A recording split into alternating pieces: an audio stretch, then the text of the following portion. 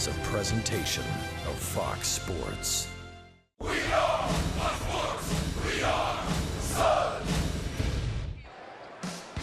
Last night, Yasmani Grandal's solo shot proved to be enough to hold off a late Rays rally as LA took game one of this series. Today, left-hander Matt Moore goes to the hill at storied Dodger Stadium, looking to cap this West Coast trip with a victory.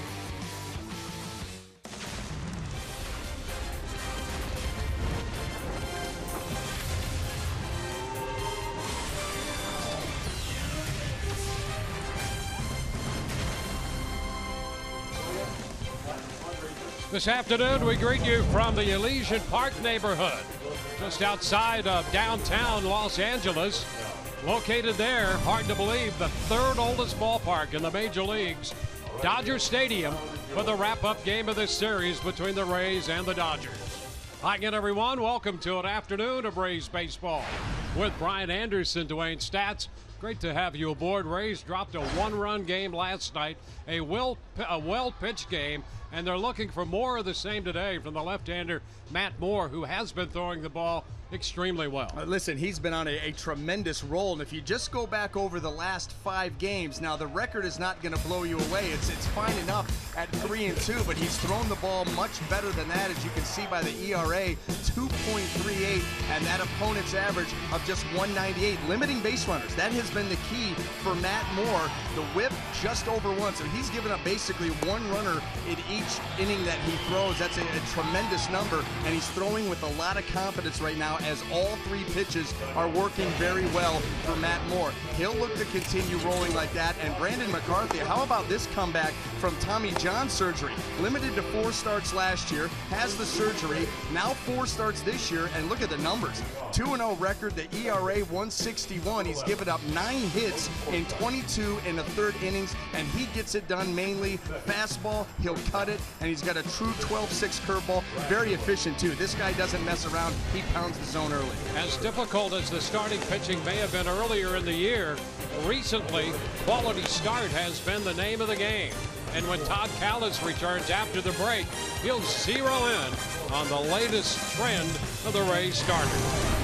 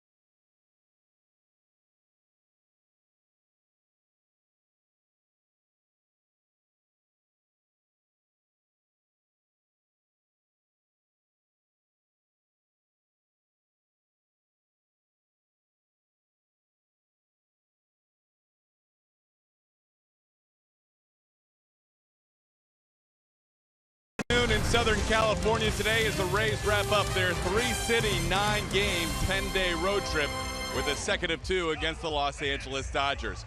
The Rays have lost 4 straight one-run games for the first time ever in their 19-year franchise history. Overall, they're 4-7 since the All-Star break, but 6 of those 7 losses have been by 1 run. The reason they're not winning? They haven't had a lot of offense, but their pitching has been outstanding. In our Toyota Inside Look, look at what the starters have done. 3-1 in their last 7, a sub-2 ERA, opponents hitting under 200. They have consecutive quality starts for the last 7 games. Kevin Cash has recognized that there's been nothing wrong with the front 5 in the rotation. Since the All-Star break, we've put together probably our best starting stretch here. And, you know, it is unfortunate that we're not seeing the wins followed with that, but the guys are giving us really good starts, and they're giving us an opportunity to win games. Now it's kind of up to us to find a way offensively to tack on some runs for them. The most consistent guy in the rotation the last month and a half has been today's starter, Matt Moore. He'll be on the hill in 3.5 minutes against Brandon McCarthy. It is a Web Wednesday, which means you can ask Dwayne and BA your questions. You can tweet us with the hashtag AskRays or email us at foxsportsun@gmail.com.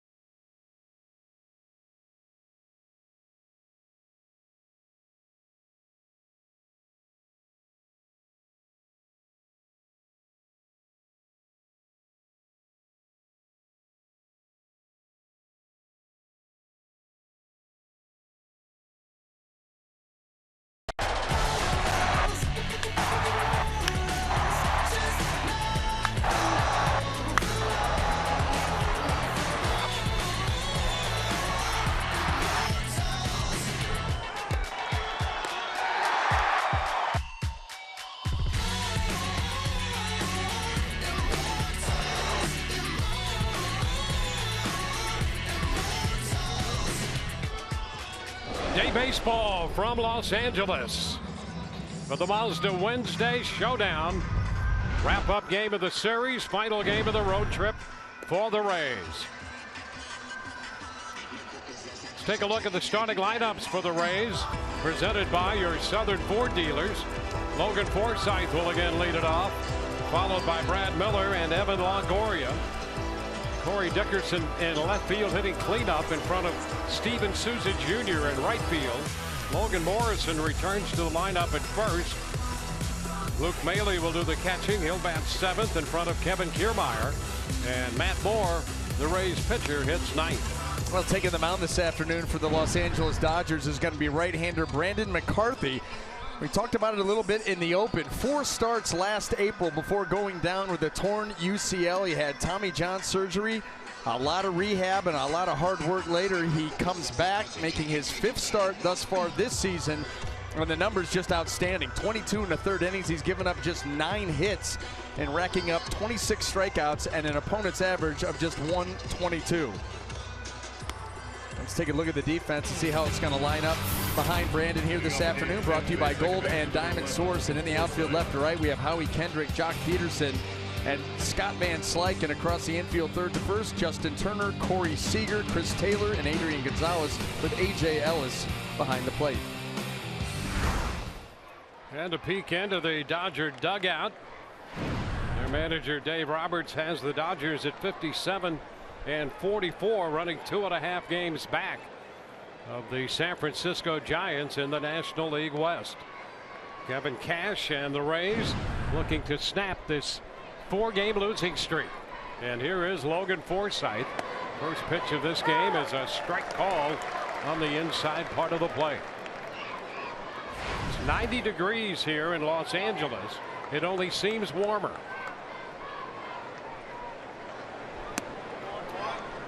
1-1 the count. It has been unseasonably warm here in Southern California. As the Rays wrap up this 3-city road trip.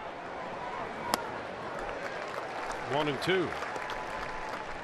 Well, Brandon McCarthy in coming back, 2 starts. He went 5 innings, then 6 innings against the Diamondbacks. Most recent outing, 6 and a 3rd inning against the St. Louis Cardinals. 85 pitches in that ball game, and that has been his season high thus far. He's quickly ahead of Logan Forsythe.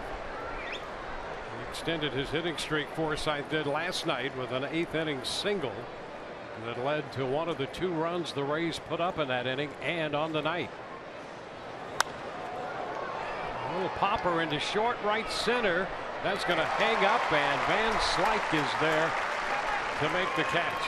Well, that's the one thing that you're going to see Brandon McCarthy do. He's so good within the confines of the strike zone, especially around the edges. Moves that ball in and out, up and down. But you're going to see him challenge guys on the inside part of the strike zone, then work away. Really forces you to cover both sides of the plate.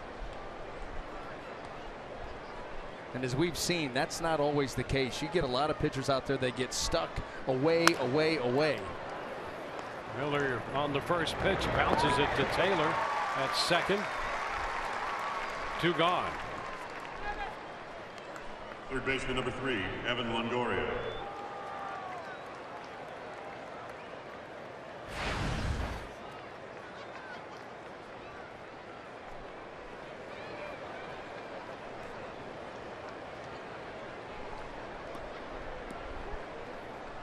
So the base is empty. 2 gone, and here's Evan Longoria.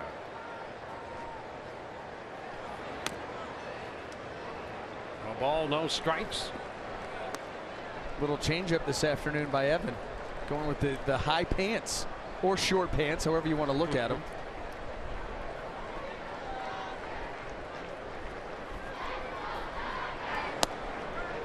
Takes a strike. Chad Fairchild calling the balls and strikes. Football season, training camps are opening up. You got to go with the football pants. That's the look. 1-2.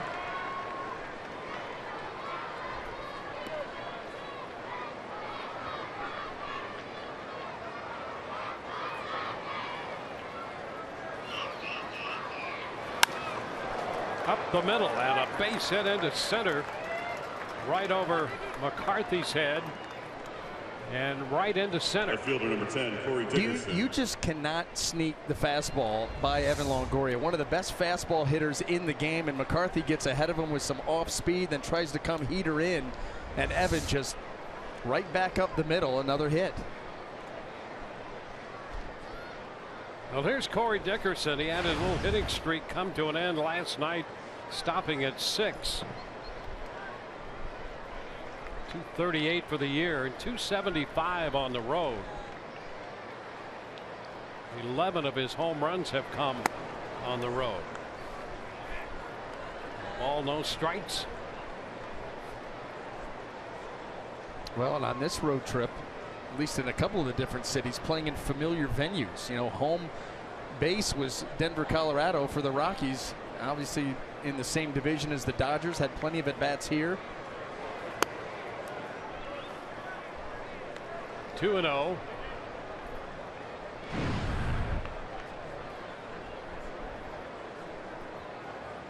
Not a bad trip. 367 for the life of the trip. It's fouled out of play, and it's 2-1.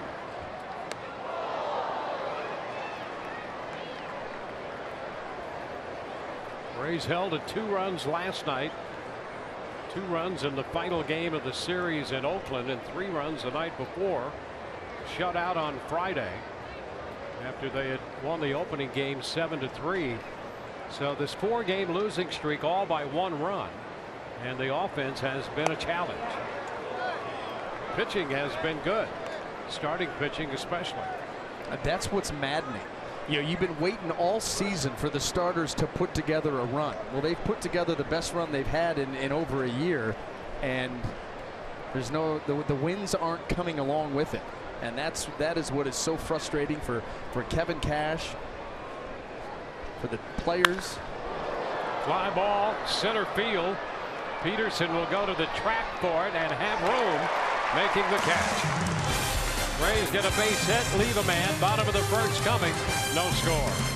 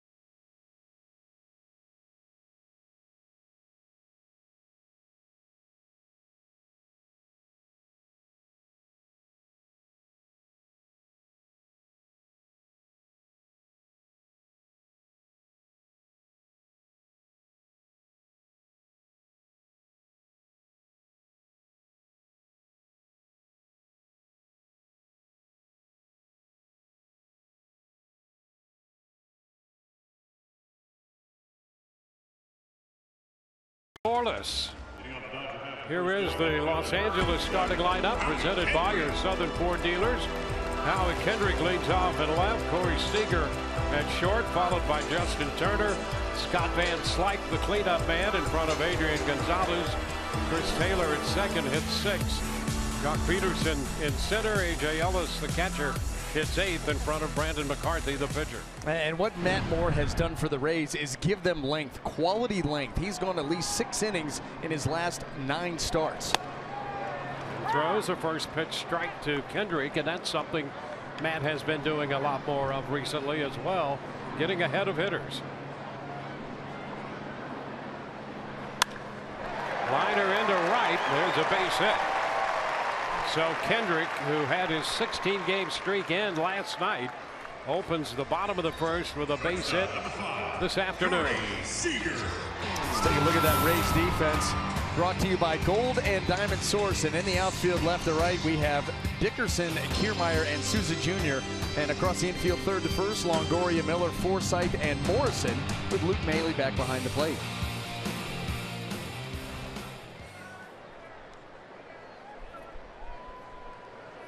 Corey Seager hitting 306. First pitch, skies it to left, and Dickerson makes the catch. Now that's a byproduct right there of Dwayne. You're talking about Matt Moore pounding the zone early. You're going to get these hitters swinging early by doing that. Buick GMC big matchup. Justin Turner last 10 games hitting .400 with 5 home runs and 15 runs batted in those 10 games. He has 59 RBIs for the year. Yeah, that's all from the All-Star break. So whatever he did over the All-Star break, just expect that to be consistent year in and year out. Want to know the count? Probably had the flu. Come out smoking hot. Well, this team, there's so many hot hitters on this Dodger team, and they were really held down last night for the most part by Chris Archer, but wasn't enough. 2 balls, no strikes.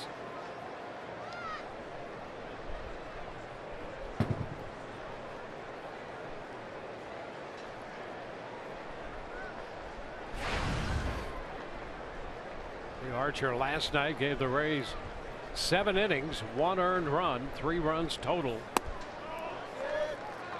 And Rocco Baldelli once again was asking him, I know you're not pitching today, but do you have a hat to wear on your non-pitch days?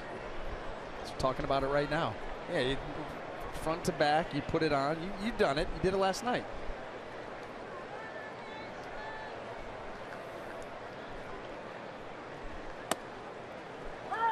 And there's a strike, 3-1.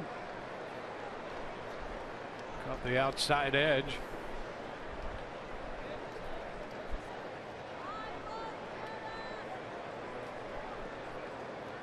Matt faced the Dodgers in the earlier matchup in interleague play this year at Tropicana Field.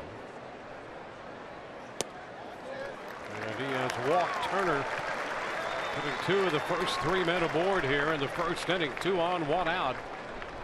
And Scott Van Slyke heads to the plate. Scott Van Slyke.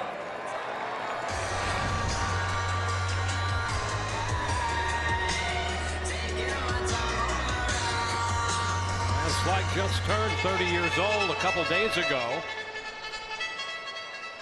with the Dodgers last year. Played in 96 games. Hit .239. Spent some time on the DL earlier this year with a bad back. 1 ball, no strikes.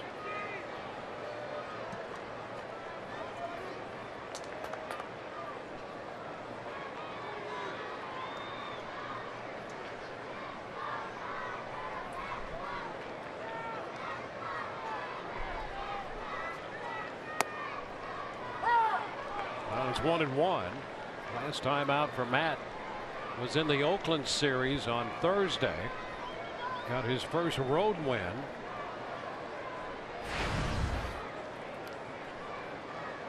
Up to 3 runs on 4 hits. Yeah, and really gave up the 3 runs on 1 hit. That was a home run by Smolinski. Ground ball, Longoria to Forsythe. That's 1. And over to Morrison. A little trouble getting back to the bag and locating it. But it's a 5-4-3 double play.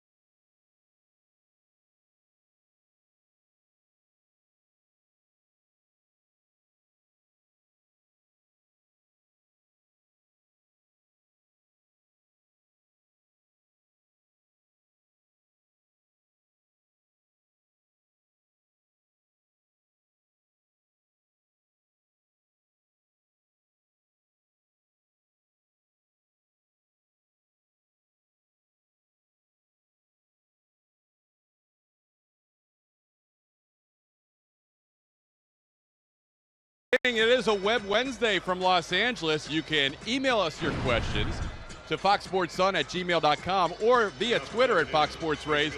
Use the hashtag #AskRays. We'll find it. Tim on Twitter, guys, wants to know about your favorite stories or memories of the legendary Dodger broadcaster Vin Scully. 59th year with the Dodgers, guys. Well, there he is, Vin Scully, an institution not only in this market but across the country and really across the world. Vin Scully.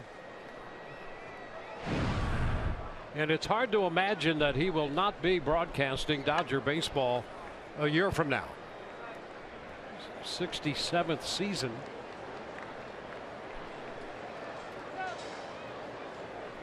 Well, I can remember having played, with the Diamondbacks, being within the division for 5 seasons, and being able to listen to him from time to time. You're scouting a game from up in the clubhouse, whatever it may be, and just marvel at the fact that he just keeps a running commentary calling the game solo. I mean, it's always worked alone, pretty much.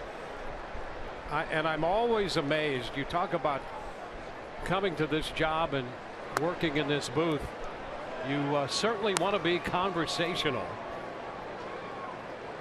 He is more literary than conversational, however.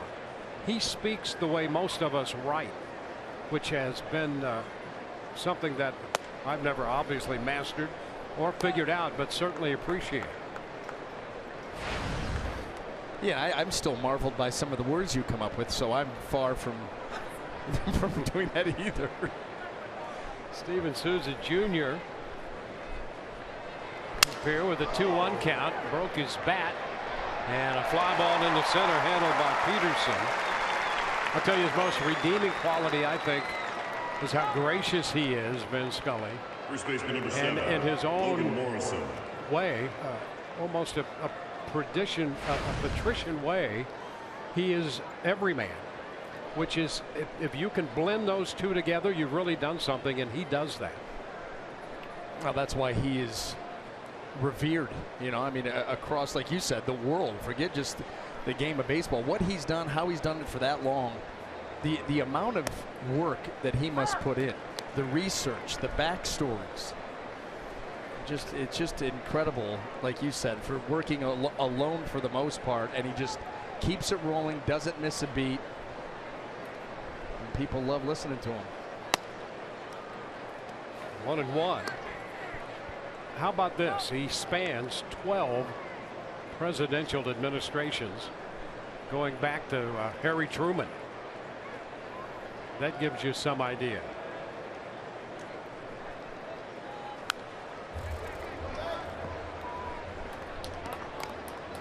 A ball, 2 strikes.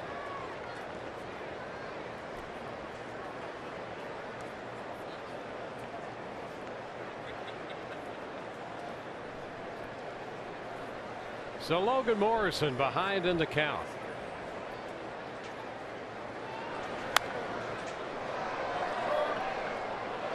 Facing Brandon McCarthy.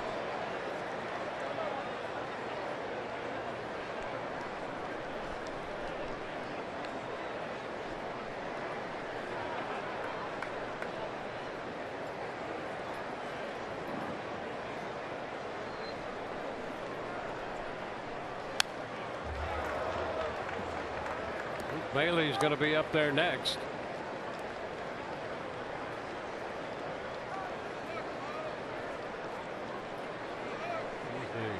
Ray's young catcher getting some valuable experience here with this second half call up.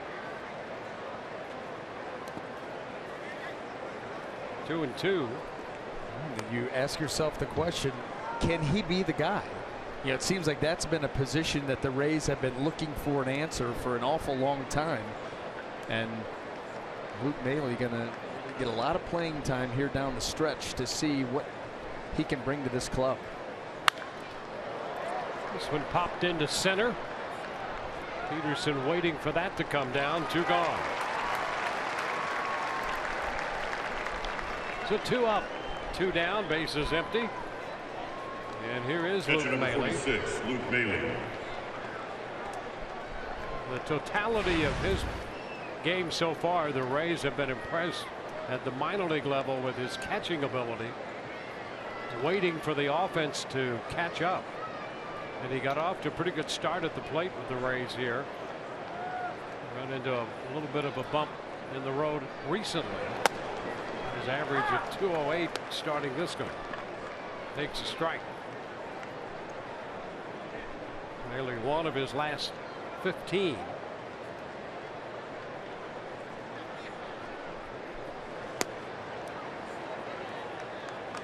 Well, and that's when the mind starts to go to work.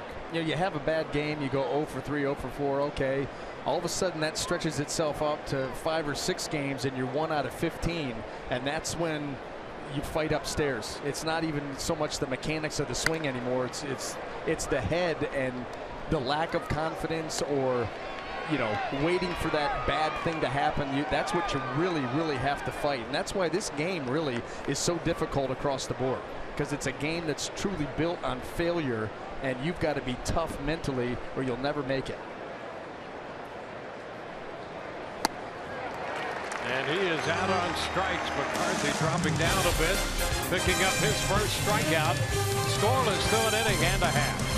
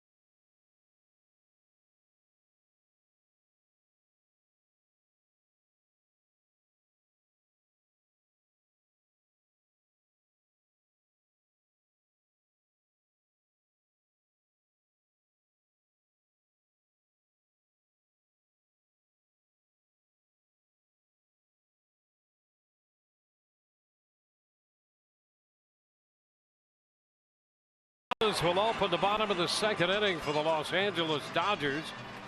They've been on a little bit of a run recently. Their Toyota keys to success. Their offense has been better, averaging in July 5 runs a game, hitting .276 as a team. They're hitting .245 overall this year, so that's a significant jump. Well, and this is a team that overall, the course of the season, has underperformed, when you look at what they were able to do a year ago. So this is more in line with the offense from 15. Souza Jr. coming in and takes care of that fly ball to short right. So 1 pitch and 1 out. Moore gave up a couple base runners in the first, but got the double play ball. So he had a short first inning, just 11 pitches. And now 1 pitch, 1 out in the second.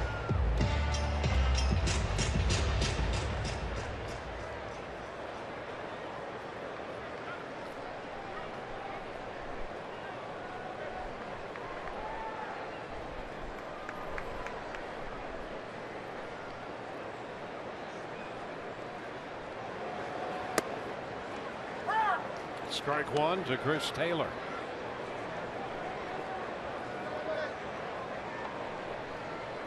Taylor getting the start at second base.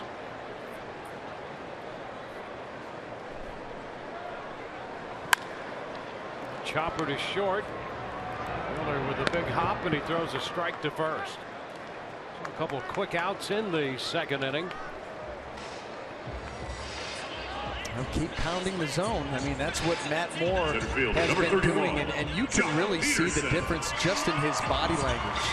You know, he just walks around that mound now like, listen, I've got this. I'm using the fastball to both sides of the plate. I'm throwing early strikes. The curveball, for the most part, has been a good pitch for him. The changeup, too. So he continues to be on a very good run. Today trying to get his record to 500. Coming in 6-7. Here's Jock Peterson.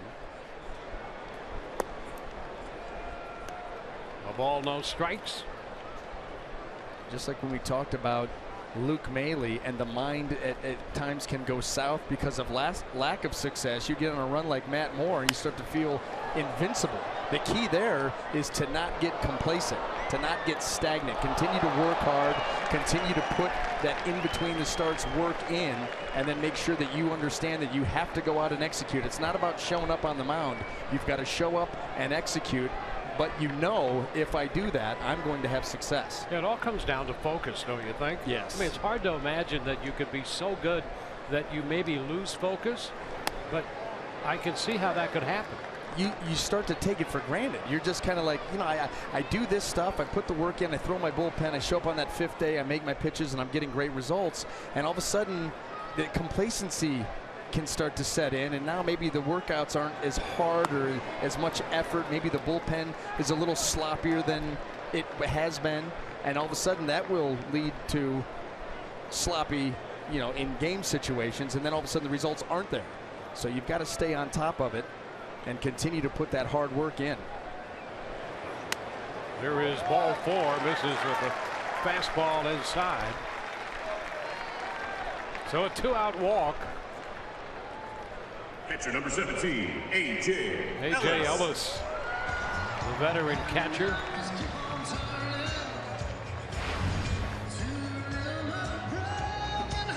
Ellis hitting 190, but behind the plate he has brought a great sense of stability to this Dodger pitching staff. You know, veteran signal callers tend to do that. Takes a first pitch strike. You get a real good idea. You get a catcher behind the plate that understands the game plan, understands the strength and weaknesses of the pitcher that he's working with, also understands what exactly that guy is featuring that day that's working, and then can call pitches and move around.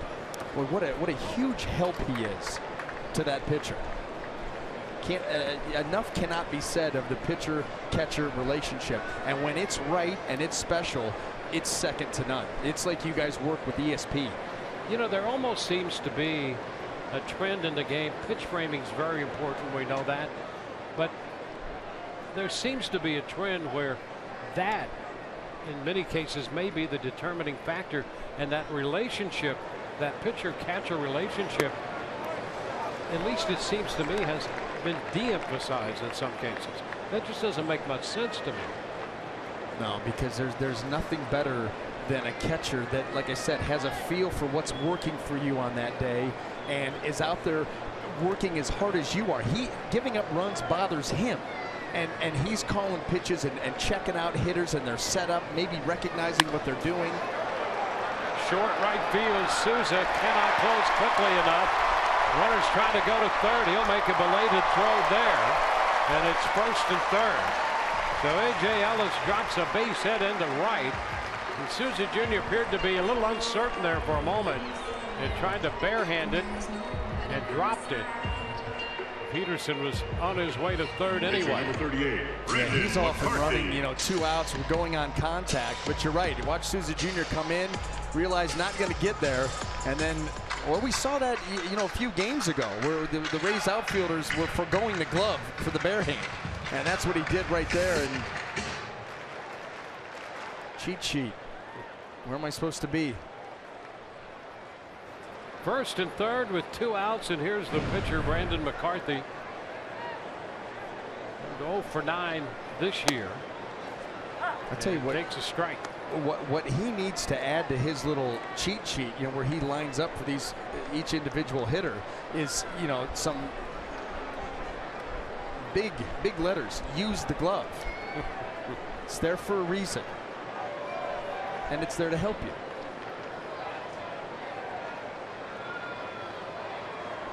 I would even highlight it. Bright yellow. 1-1 the count here on McCarthy. We mentioned he's 0 for 9 this year and is 5 for 90 in his career.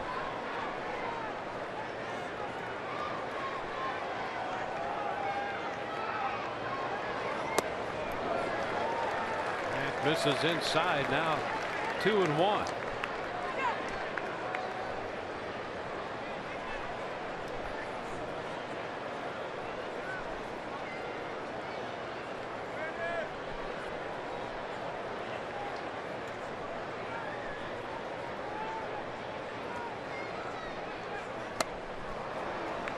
Two.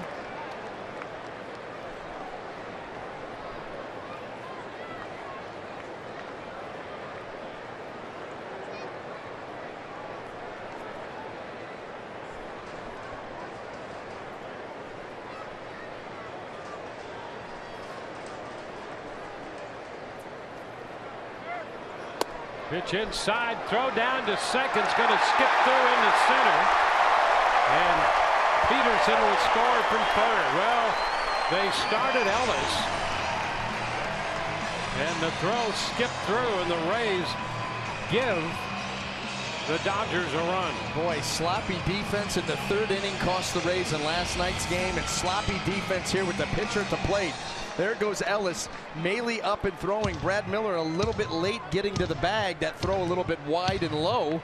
Bad combination. It gets into center field, and a gift-wrapped run for the Dodgers to take the lead.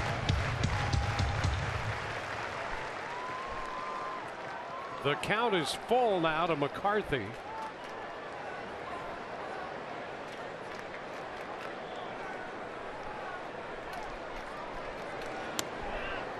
And that's strike 3 on the outside corner to retire the side. A run on a hit, a walk, an error.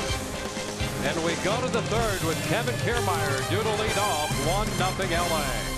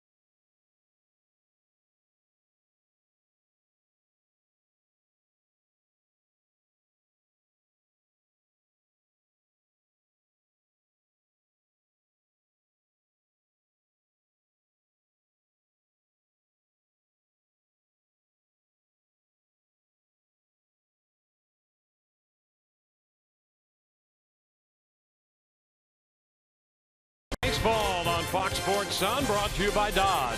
Visit Dodge.com. By Tampa Bay Radiation Oncology. When cancer strikes, strike back with CyberKnife. And by Toyota. Let's go places.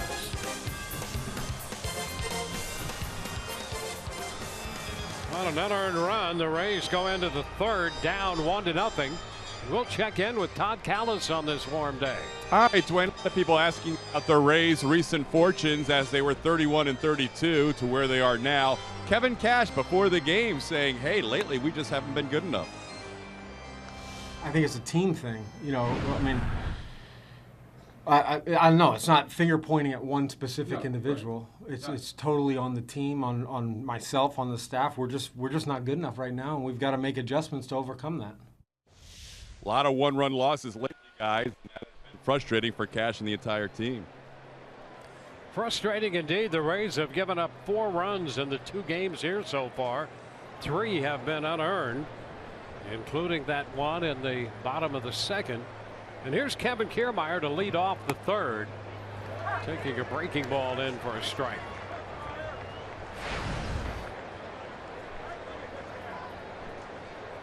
Matt Moore next. 1-1. Rays facing Brandon McCarthy. Originally in the White Sox system, came up with the White Sox.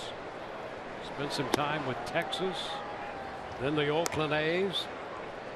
After Oakland, Arizona, a run with the Yankees for part of a season, and last year with the Dodgers.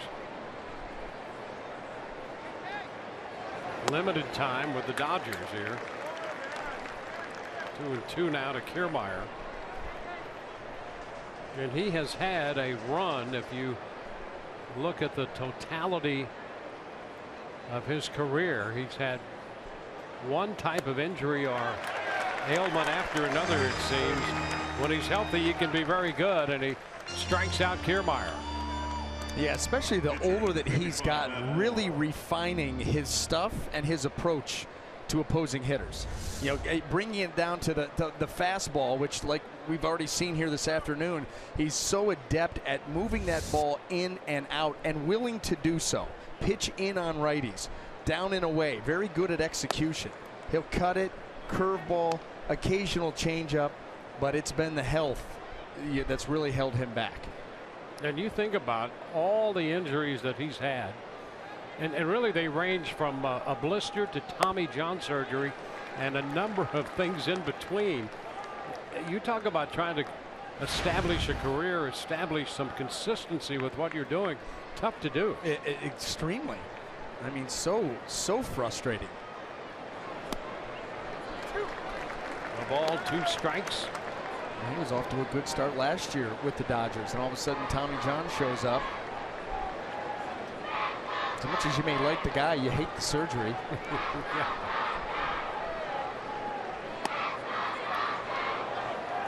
Two and 2. Tommy John, a member of the Dodgers here when he underwent that, what turned out to be revolutionary surgery. And he said at the time he was doing it just so that he thought after his career he could have use of his left arm and be able to comb his hair in the morning. For some of us, that's not even a concern. No. And the thing is I elected to not have Tommy John for the 3rd time after I tore it for the 3rd time, and I could comb my hair just fine. I'm left with the one problem of having none. Pitch is wide. Full count here on Matt Moore. Well, Moore went 3-2 with McCarthy in the bottom of the 2nd. Got him on strikes, and now McCarthy's gone 3-2 on Moore.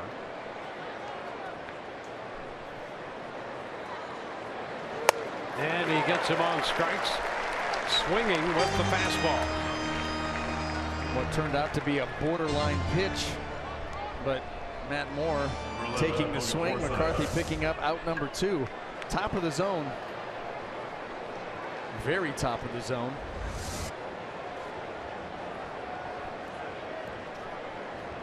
So the first time through the order, the Rays have had 1 base runner. That's the single by Longoria. And here's Logan Forsythe now. First pitch, strike.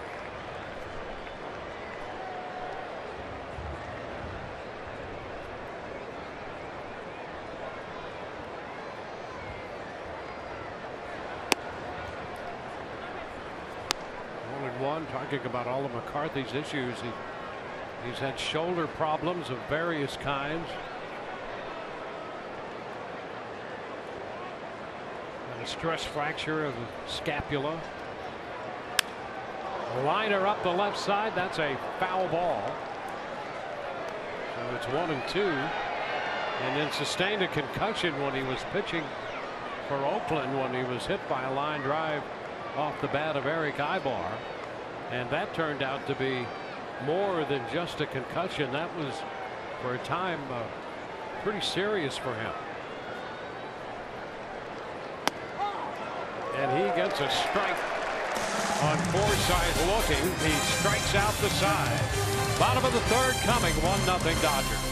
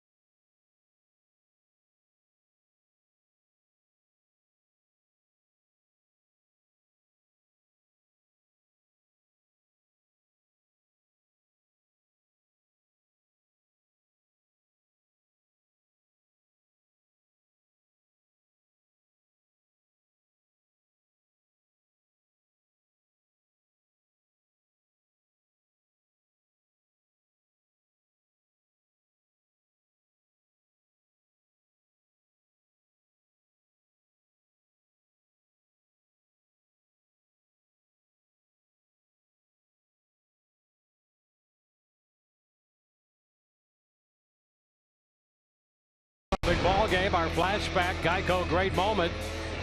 This day in 2013, Chris Archer became the first rookie to earn a 1-0 shutout against the Yankees since 1985. The 8th pitcher and first rookie since 1916 to shut out the Yankees at home on 2 or fewer hits and no walks. And the game pitched last night by Chris Archer in a losing effort. Kevin Cash saying maybe the best game overall that he's pitched this year, certainly 1 or 2. And I'm pretty certain that you could say is one of the top 3 games that he's pitched all year. Strike to Kendrick on the foul ball. And the base hit. So Kendrick, who had his hitting streak come to an end last night, 2 for 2 today. Number 5, Corey Seager. Leadoff man on for the second time, and Kendrick has been that leadoff man both times. Ironically enough, the team that ends the streak is the team that Howie Kendrick has owned throughout his career. And gaudy numbers put up against Rays pitching, halted for a night. Corey Seager 0 for 1.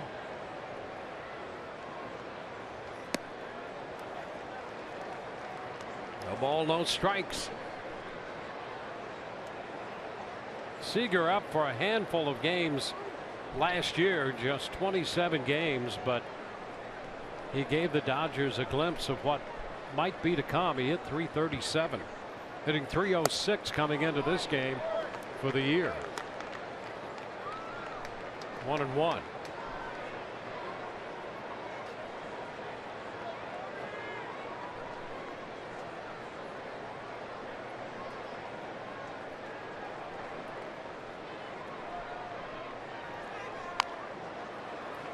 A ball, 2 strikes.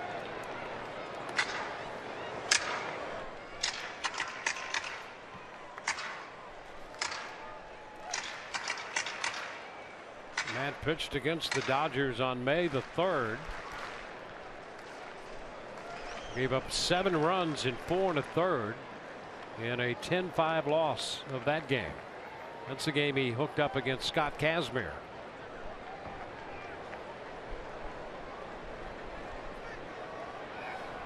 And a move to first. Kendrick started to widen the lead a little bit, but got back pretty easily as it turned out. Well, the Dodgers caught the Rays by surprise, sending Ellis, and when they did. Ground ball grabbed by Morrison. Throw to second from his knees. He gets the lead man out there. Moore covering first on the backside of that, but not quickly enough with the throw to create the double play, but they keep Kendrick out of scoring position. Well, think about the play made by Logan Morrison. Number one, just to get to that baseball coming off of the bag. And if this ball gets by him, you're talking first and third at least. And not only that, he throws from his knees, is able to avoid Kendrick and get the lead runner. Well, that's a heck of a play by Logan Morrison, who's not been at first base very much over the last week and a half. Yeah, and as difficult as it might have been to make the stop, the throw from his knees, in terms of degree of difficulty, right there. You know what saves him on that and helps him immensely is being left-handed. If he's a right-hander, he's literally throwing from his knees into the runner. Going to be very difficult to get that throw there. But from left-handed, you're able to create enough of an angle because your arm is inside the base, and now you can find that little opening. Right-handed, much more difficult. Turner skies it into shallow center. Kiermaier makes the catch. 2 gone.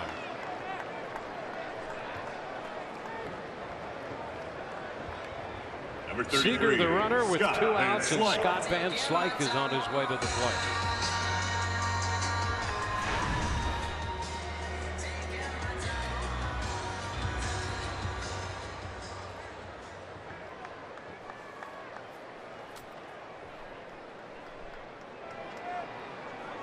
Van Slyke hit into the 5-4-3 double play first time around. Keep an eye on Seager.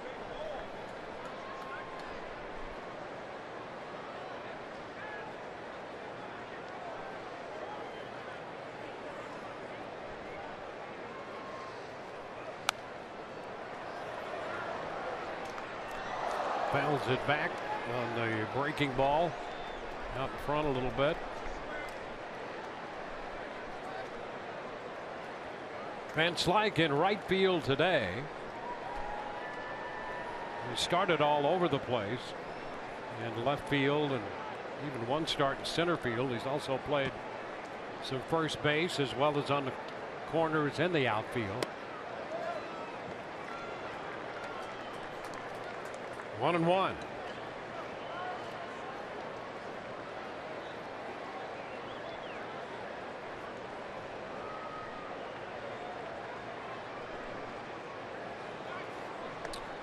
And the move to first sends Seager back.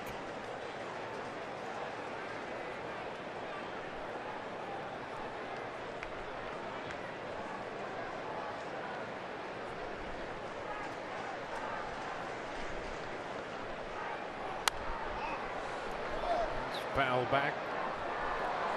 They get the count to 1-2. Van Slyke throughout his career has had the tendency to chase balls out of the zone. You can tantalize them sometimes with a pitch up, as you can a lot of hitters, for the reasons that we have discussed in great detail prior to today. And look where his hands are too. You start to see the low hands, and to be able to get a load and then climb and get to that fastball that's up across the letters, you even make it more difficult. Lead to a lot of pop-ups, a lot of swings and misses.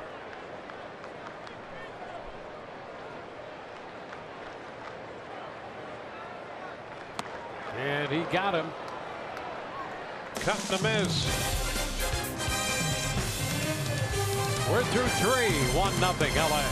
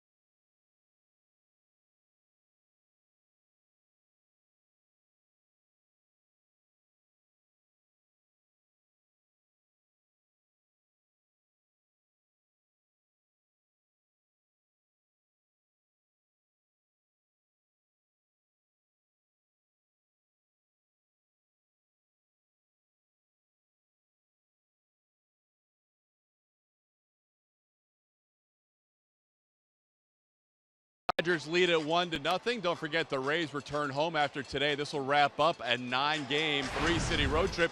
When the Rays are back on Sunday, guys, here is the promotional giveaway. This backpack, courtesy of Sagicor Life Insurance to kids 14 and under on Sunday. Go to call 888-FAN-RAYS or go to RaysBaseball.com. Believe it or not, it's time to think about going back to school, and this is the perfect back-to-school accompaniment, the Rays backpack. Guys, by the way, the Yankees are in town over the weekend. That leads us to our next Web Wednesday question. The Yankees recently making a move with Aroldis Chapman being involved in a trade to the Cubs. And fans want to know, what do you guys think if the Rays do make a deal? Is the Rays' biggest need, not just for this season, the rest of this year, but moving forward?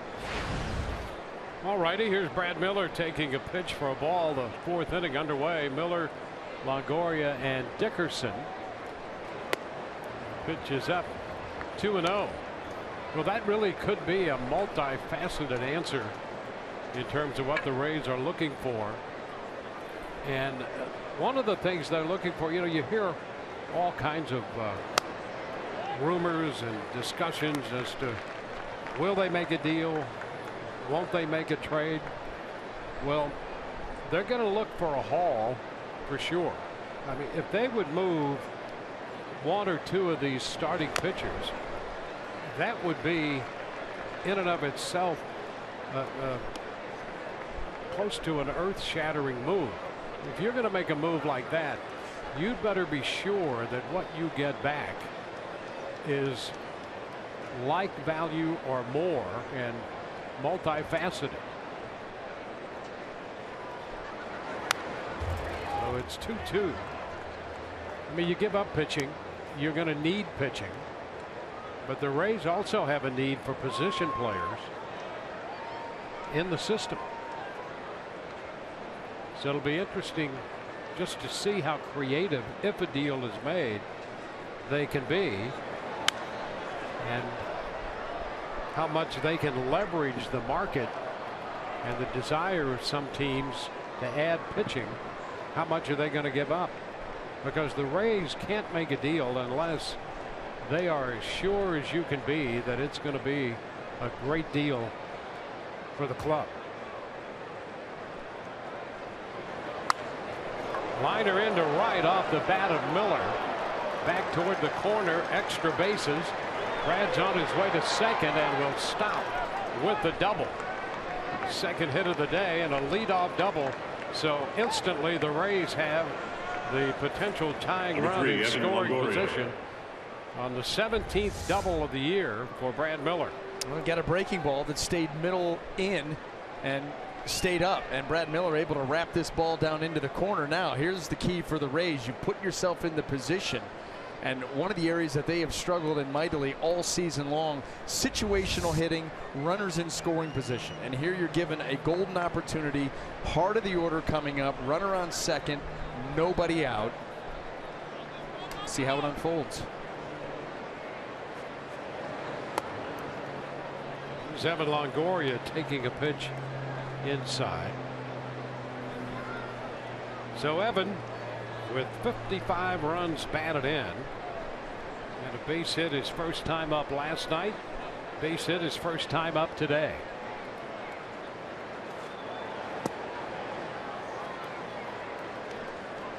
Two and 0.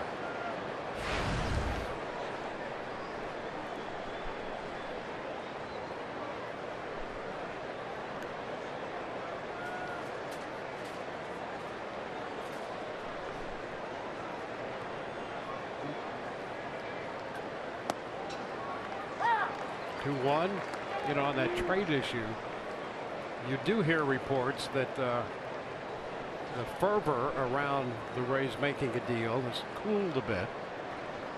But as soon as you start to think that, then something cooks up. And I still think there are some teams out there seriously interested in adding pitching. That's why last night, and another thing on a little bit of a different topic that relates to this one, you know, you've got a couple of these pitchers last night, Archer, more today. They read all that, they hear all that, they're pitching, taking their turn every fourth day, knowing that there are scouts evaluating in as much detail as they can their performance and how difficult it is to pitch under that kind of pressure and how you deal with it. But there are still scouts. We see them all the time. We've seen them on this road trip, seen them here today in LA, and they're very much interested in what Chris Archer did last night and what Matt Moore is doing today.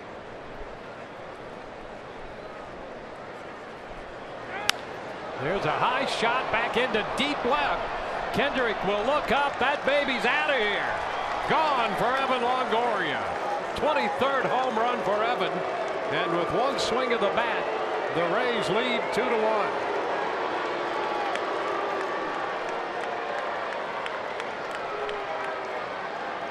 Well, it's been the curveball that the Rays have victimized here in the fourth inning. Brad Miller with the leadoff double off of a curveball, and then Evan Longoria able to go down and scoop this baby out.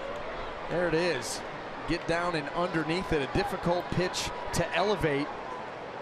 That ball was down in the zone, but look at the swing path and the carry and the lead.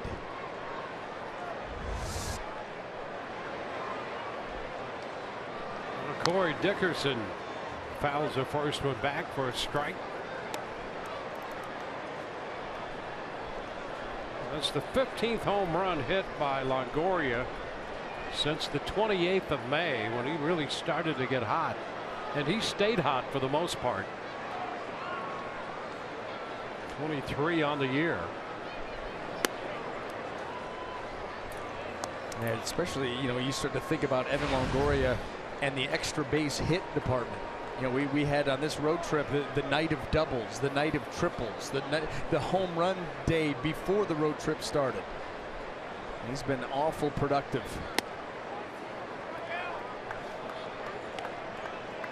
Two balls and a strike. There's the extra base hit list, and he is fourth on that list now behind Ortiz, Donaldson, and Mookie Betts. How about Betts doing it from the leadoff spot? I know. That's what's ridiculous. 2-2 now on Dickerson.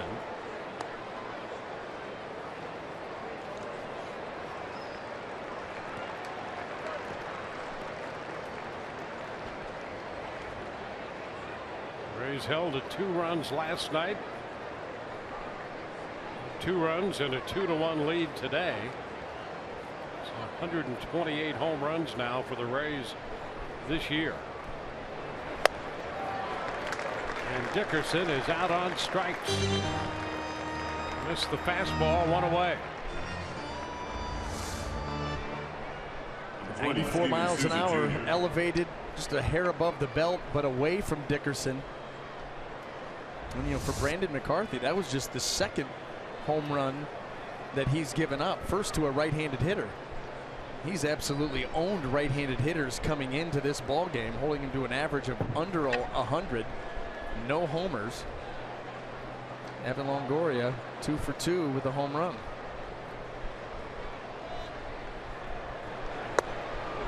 Souza Jr.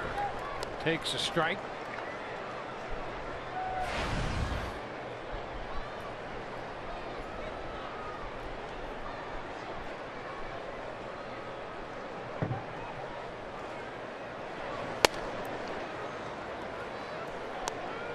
It's a 1-1 count.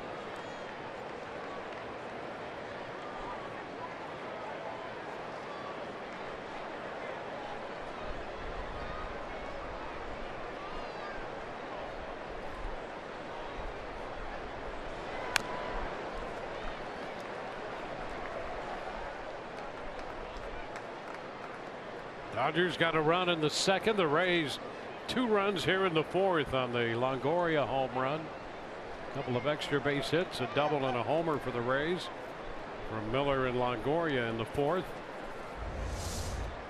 Souza trying to walk this off. Foul ball off the right foot. Yeah, that's a tough one to get to. 2-2. Yeah, but the more we see Souza, well, for him, it's going. not as difficult as it is for the regular guy, you know? He's such a likable guy, and strange things happen to him like that. It is really true. It's uncanny. Full count now. I don't even know what to add to that. No, I don't think anything. It's no, just you just have to watch fact. him. I'm not sure how you really capture in verbiage what you see out of him. No, that's the key. Day in and day out, you'll see what we're talking about.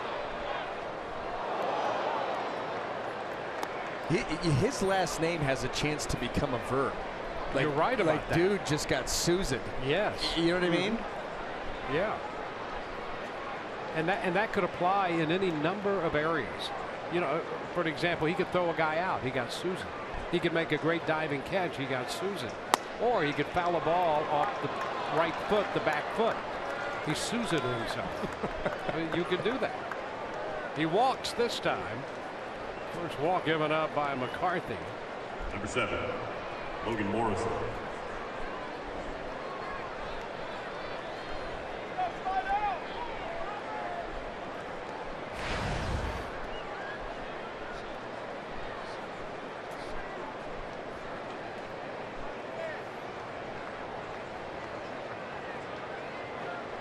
Well, Logan Morrison is the hitter now. The first time that we've really seen Brandon McCarthy starting to struggle with command. The first 3 innings, I mean, he was putting that ball wherever he wanted it, changing speeds very well. Pitchability was very high. Brad Miller got a hanger. Evan Longoria got underneath a curveball, a walk here. As soon as it starts, it stops, and that pitch is fouled up the right side. McCarthy's 4 starts, 4 stolen base attempts, 2 successful with 1 pickoff.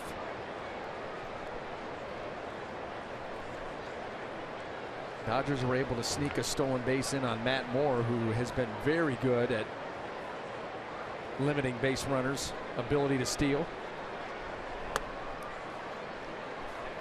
1-1 on Morrison. Souza over at first, trying to time him up and get a feel for McCarthy's delivery out of the stretch.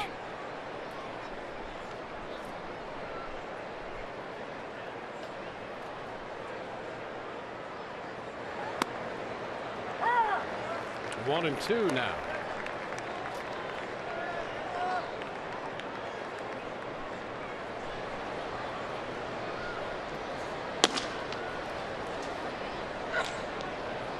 J.P. Howell busy in the bullpen. And they keep an eye on Souza at first. Warm day here. It was 90 degrees at game time.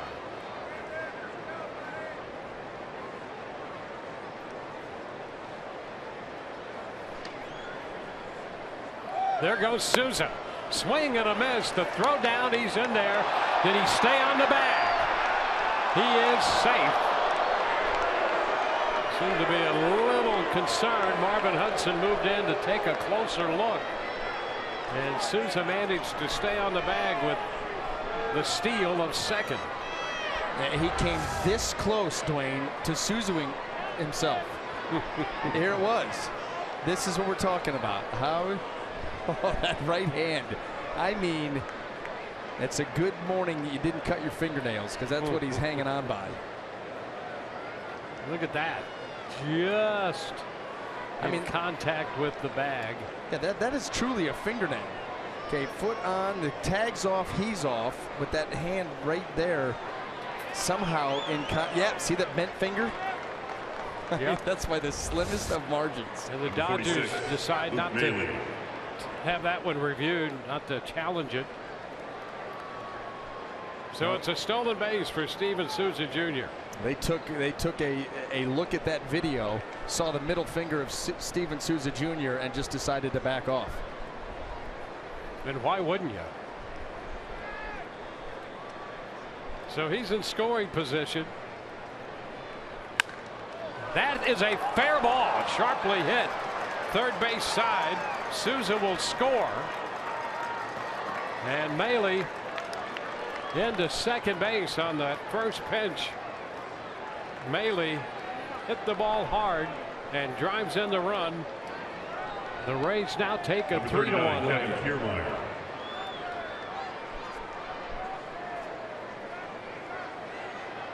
Luke Maile had been mired in that 1-for-16 slump now. And boy, doesn't waste any time here. Get the head out and keep it fair. How in the world he got that by Justin Turner at third base? Not really sure.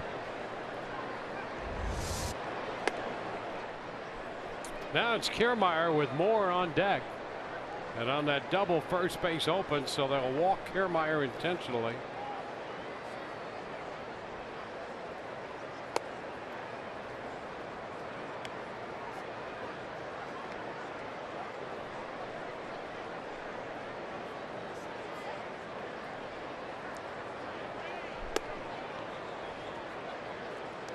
Steven Souza Jr. has scored here in this inning. The Rays make it a 3-run inning, and he's trying to walk something off in the dugout. It's another example.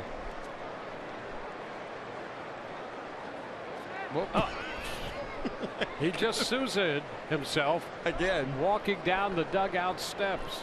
It's remarkable how often it happens.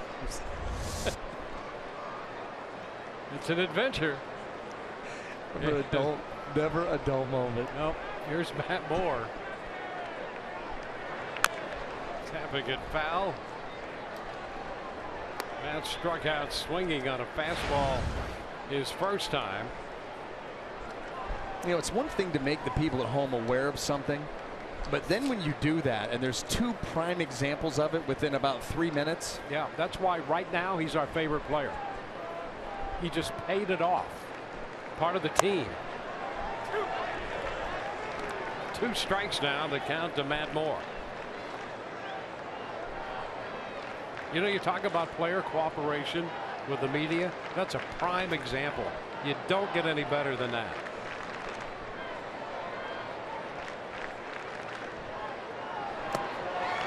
A wave and a miss. Moore out on strikes. Rays open the scoring in this inning on a 2-run home run by Longoria. They had another one on the Maile double, and the Rays lead this game 3-1.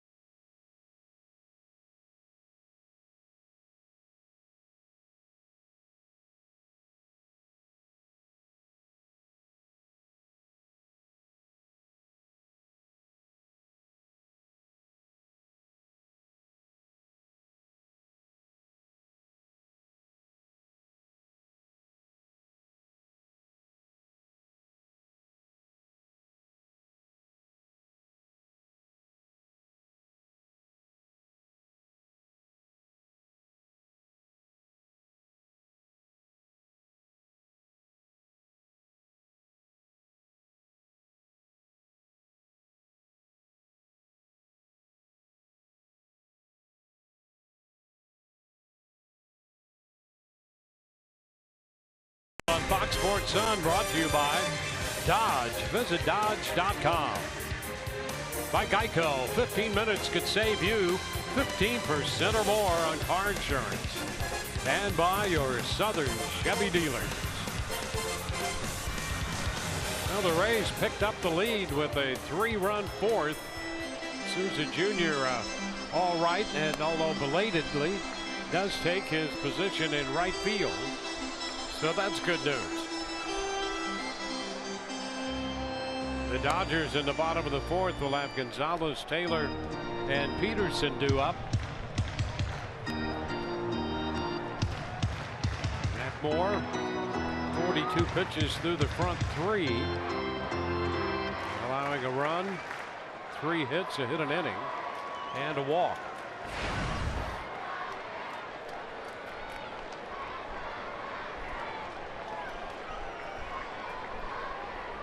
Gonzalez hit a fly ball into right. His first time. Well, Souza with the beach ball. I mean, it's the gift that keeps on giving.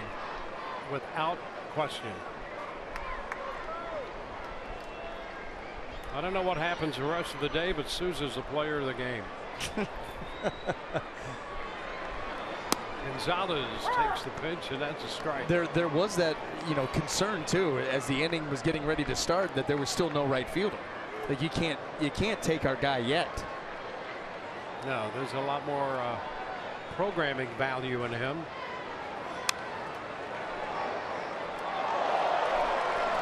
A 2-strike count on the veteran first baseman. Now the task at hand here, Matt Moore 0.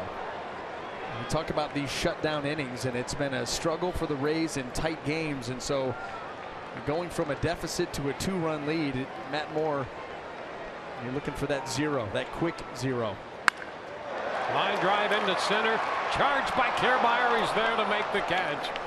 Kiermaier making the grab and then had to lay himself out there in center field just for the fun of it. Well, line drive at your ankles, and you go down that far, and really that's the easiest way to stop yourself. Look at him going down, and just go ahead and finish it that way instead of trying to stop yourself with some choppy steps. But boy, a heck of a play to rob what would have been an inning opening base hit. To have him out there in center is such a lift to the pitching staff because of the ground he covers. Yeah, since he's come back, he leads Major League Baseball in putouts. Yeah, because of that, he gets to balls that most guys don't get to. And guess what? The starting pitching has picked it up.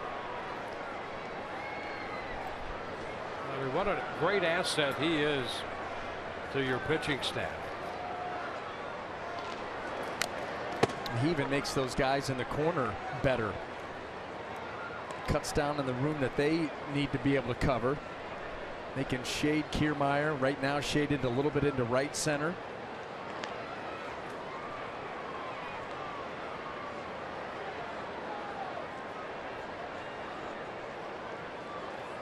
The 0-2.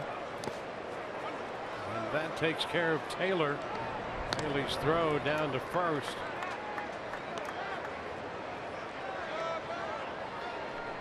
Two up, 2 down in the 4th inning. Number 3 31, strikeouts in Jock the game Peterson. for Matt Moore. Here's Jock Peterson.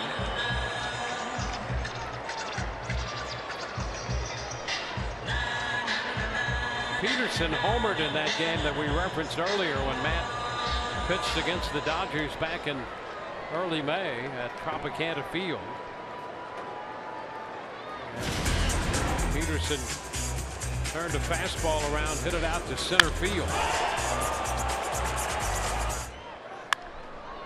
Goes after this first pitch fastball, fouls it out of play for a strike.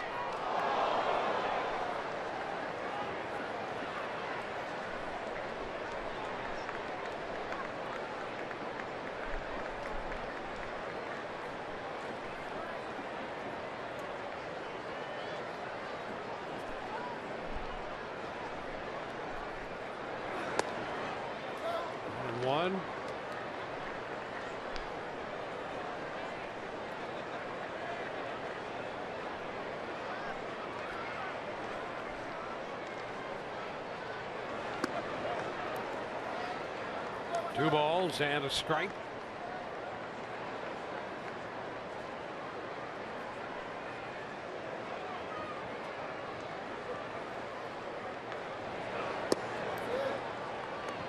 Missed a bit there.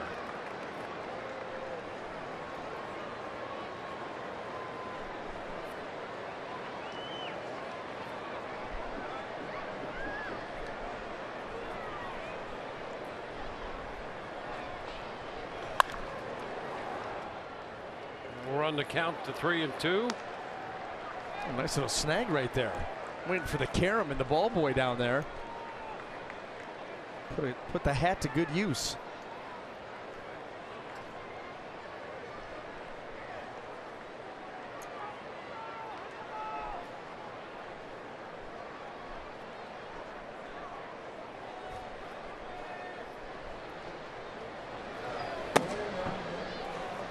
Coleman in the bullpen, but the pitch count for McCarthy's up to 83 now. So the Dodgers get some action in their bullpen. Is not at near a high water mark for McCarthy in pitches made.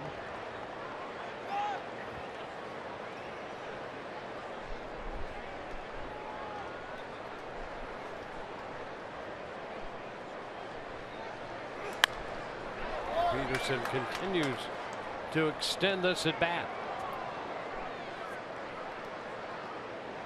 Dodgers got a run in the second. The Rays put 3 up in the fourth.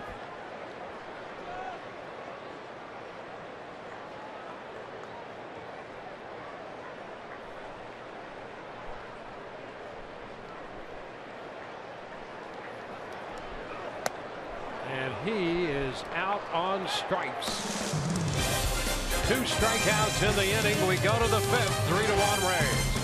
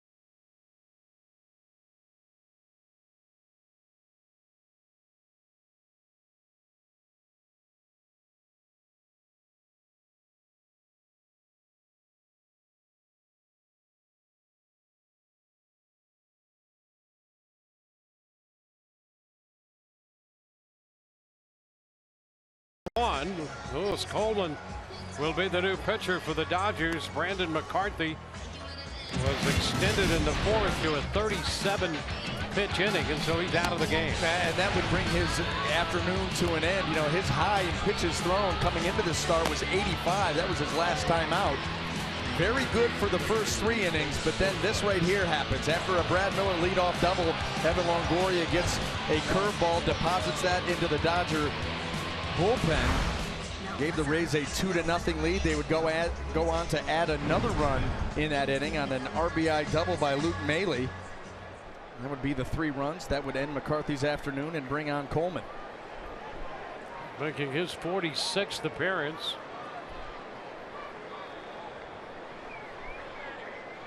Facing the top of the order. That's the other thing Forsythe up here for the third time, so the Rays turn that lineup over. 1-0 the count. Miller next, and then Longoria. 1-1. I like these mechanics. Step one way, throw the other. Yeah, he gives you a slider and then that fastball combo of a four-seamer and two-seamer, but the delivery, not one that you're going to see every day, especially as a right-handed hitter up there. No, you know, different ways to create deception. It's hard to tell right there, but he is stepping off to the right. That center field shot right here, you get to see where he all the way across his body, lowers the arm angle, and then drives the ball to the outside part of the plate.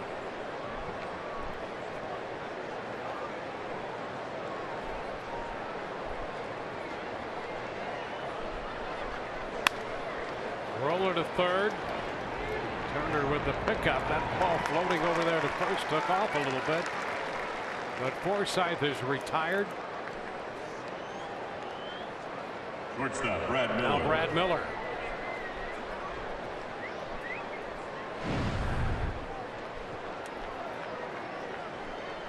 Miller doubled to open the fourth inning, and that led to a 3-run inning.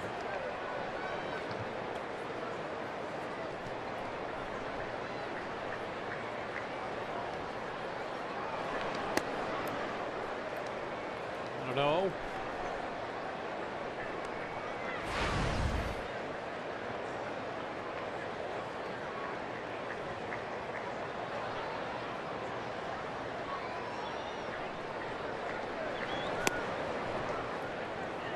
Two and nothing. Coleman not a hard thrower at a time when we see more and more high octane arms, not only in the rotation but in the bullpen. The average on his fastball is going to be just under 90. But an interesting angle on the delivery. And that's where his effectiveness comes in. You're not going to wow you with the stuff, but the arm angle, the across your body movement. This will be a tough play, and by Gonzalez. Miller's going to head to second. Gonzalez with an off-balance flip and nowhere near the bag. So Miller is aboard. You could see Coleman busting it off the mound trying to get there. Taylor couldn't get there in time. Made the hurried throw.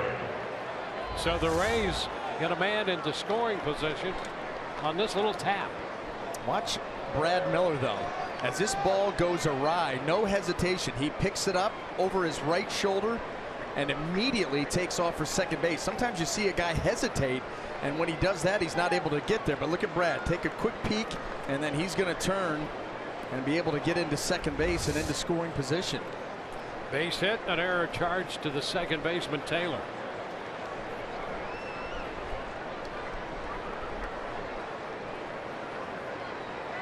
Evan Longoria.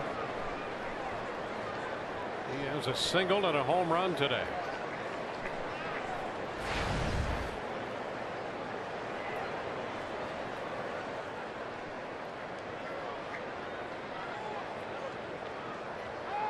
Miller starts to go, and then the turn by Coleman. Miller stopped and then headed back to the bag. And no chance for Chris Taylor to get there, because they had a chance. If they were calculating that may happen, to have a play on, but Taylor way too deep to get there.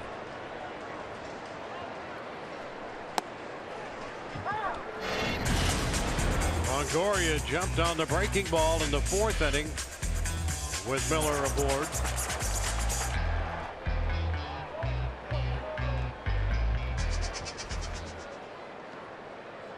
A one-strike count this time around.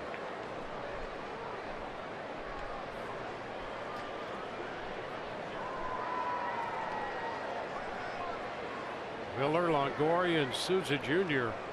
scored the runs in the 3-run fourth. Picks up the zone, 0-2.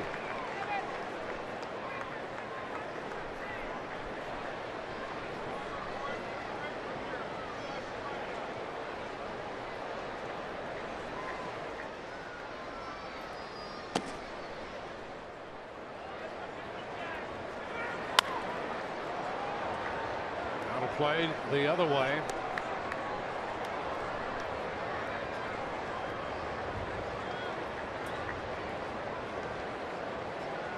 The Rays today, 3 runs, 5 hits.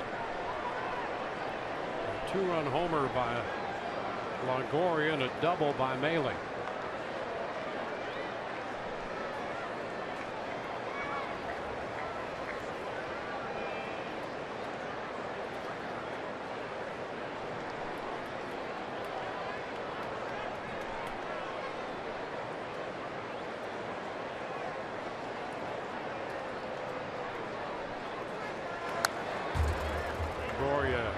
Bit of that one to stay alive. Down 0-2, fouling it right back into the screen. Well, it can be a challenge for these right-handed hitters to get that little crossfire action. The lower arm angle may take a pitch or two before you're able to pick up that release point with any consistency. You find yourself down 0-2.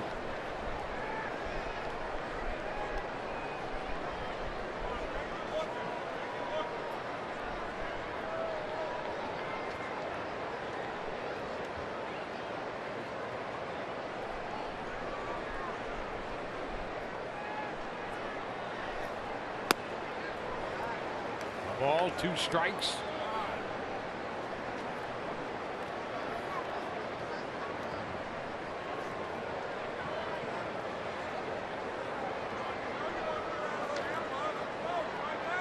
Rays have the lead, a chance to pick up another run. And boy, a battle continues between Coleman and Longoria.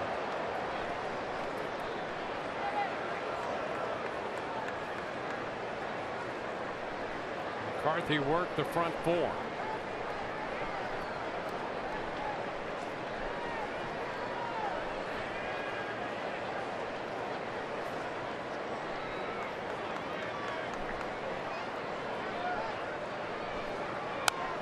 And a foul ball again.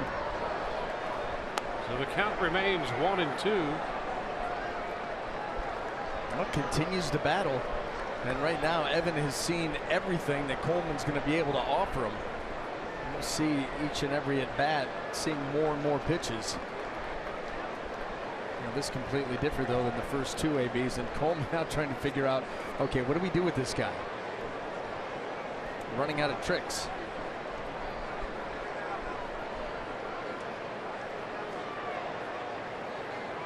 Longoria 2 for 2 on the day and extending this at bat through 7 pitches so far.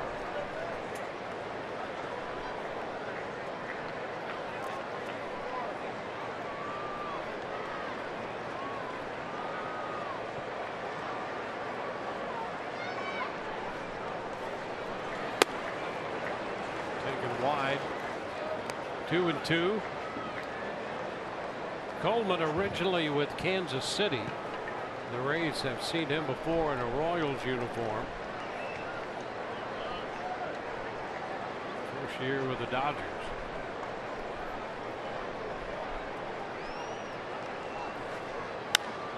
Into center, a line drive for a base hit.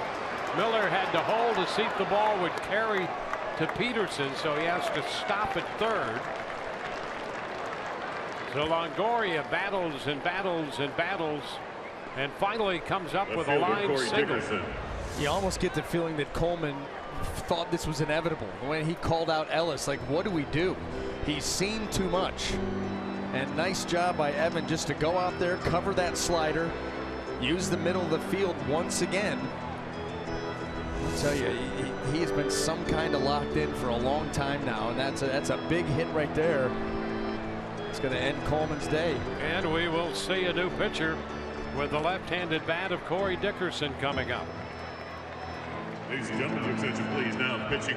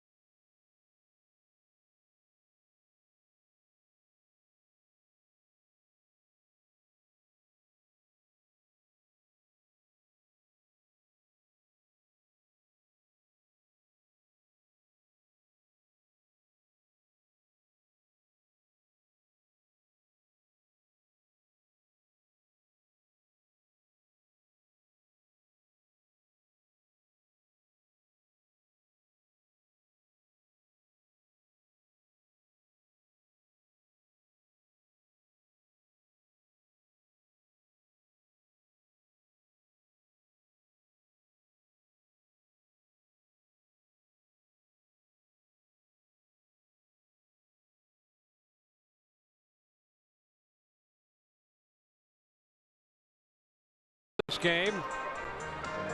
We're at the top of the 5th. It's a baseball cap, cowboy boot kind of night when Hunter Hayes comes to the Trop. Post-game concert free for all fans after the Rays meet the Yankees.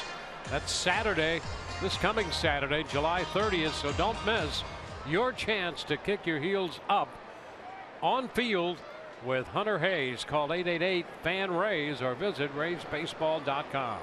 Rays up. The former Ray, J.P. Howell, who was in the game briefly last night, makes another appearance today, 41st time. He inherits 2 men and faces Corey Dickerson. First pitch is a strike.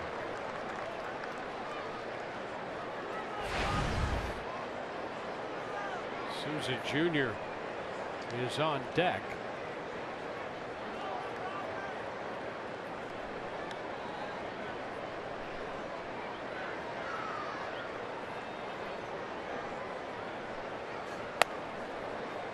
Howell picks up a strike with a breaking ball. Well, he came into the ball game last night to face one hitter, walked him, and came out. So you know that J.P. Howell will be looking to make amends. And up here 0-2, and what he needs more than anything right now is a strikeout. Dickerson put that ball in play here, get that run home.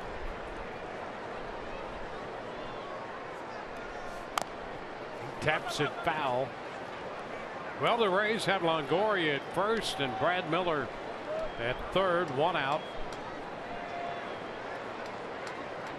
JP with the Rays, prior to that briefly with Kansas City, and became a mainstay in the Rays bullpen in 07, carried it through 08, 09.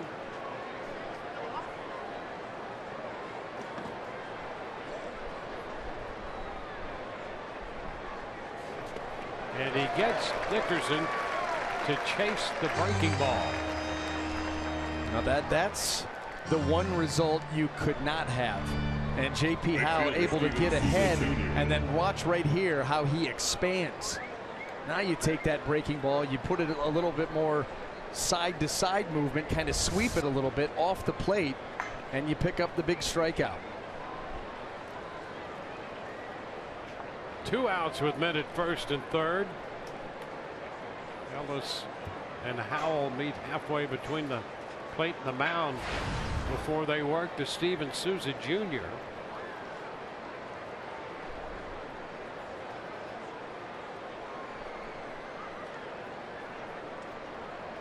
Souza Jr. walked and scored in the 3-run 4th.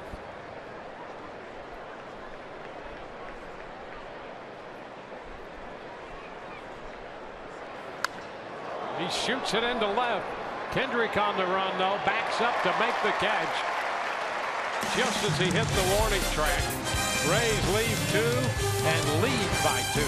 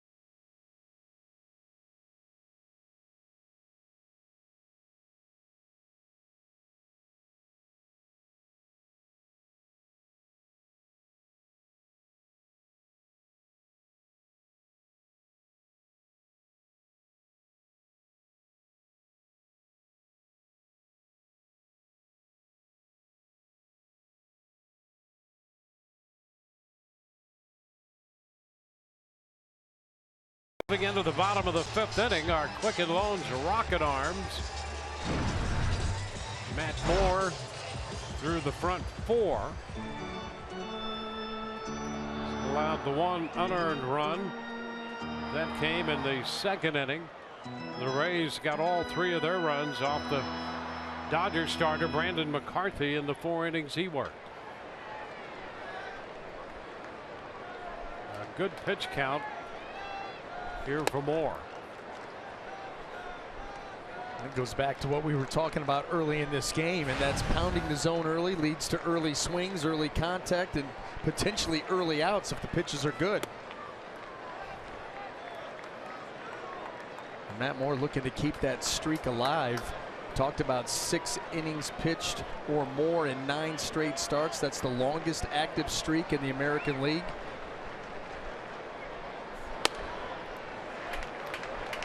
Well, he goes to 3-0 on A.J. Ellis, who singled off him in the 2nd inning.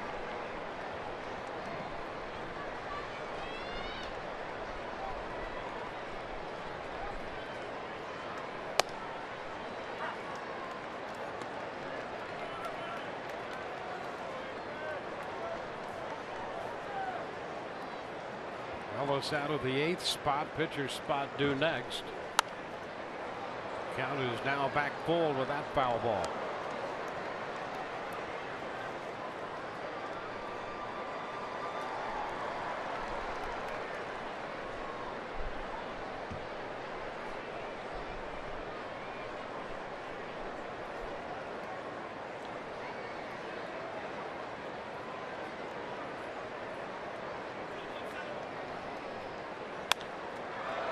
Ellis sends a fly ball into center.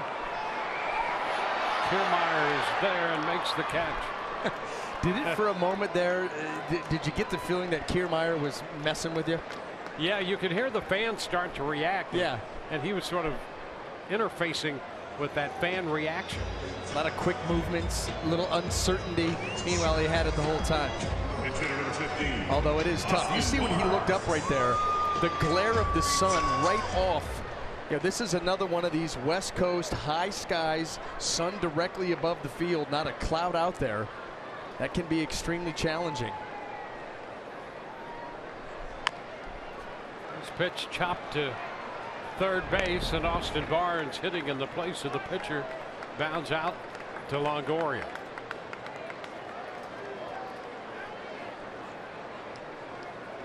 So the fly ball to center, followed by the chopper to third. And Howie Kendrick, who is 2 for 2 today, is up there.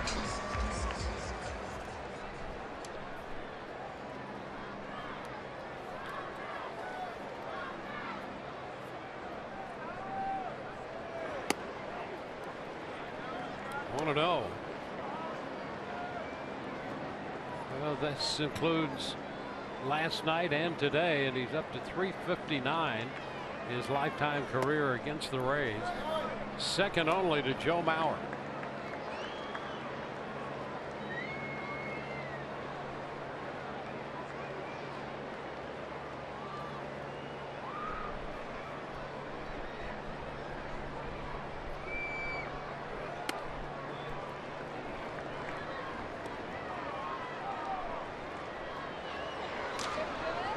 Three-ball, no strike count. Avilan, who worked last night up in the bullpen for LA. Moore finds the strike zone, 3-1.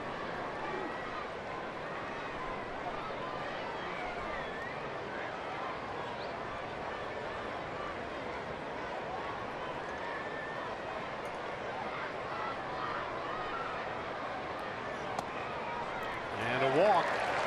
Kendrick is on for the third straight time.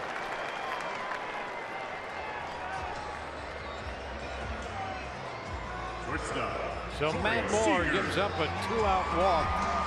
He walked Turner in the first inning, Peterson in the second inning. That led to a run. Now with 2 outs, he's walked Kendrick in the 5th, and Corey Seager steps in from the left side.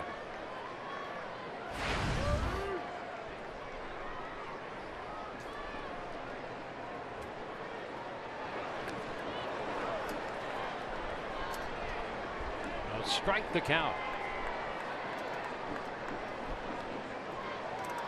The Tigers have swept the Red Sox in their series. They sweep that 3-game series with a 4-3 victory at Fenway today for the Tigers.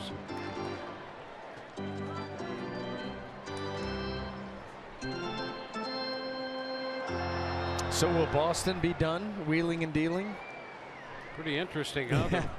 The Red Sox losing those 3.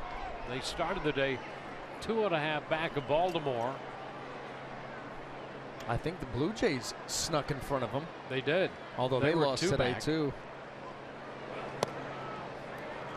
Yeah, so you've got the top 3 teams all within a couple of games of each other. There you go. Toronto pending the outcome of the Baltimore game tonight at home against the Rockies. Right now 2.5 back, and Boston 3 back.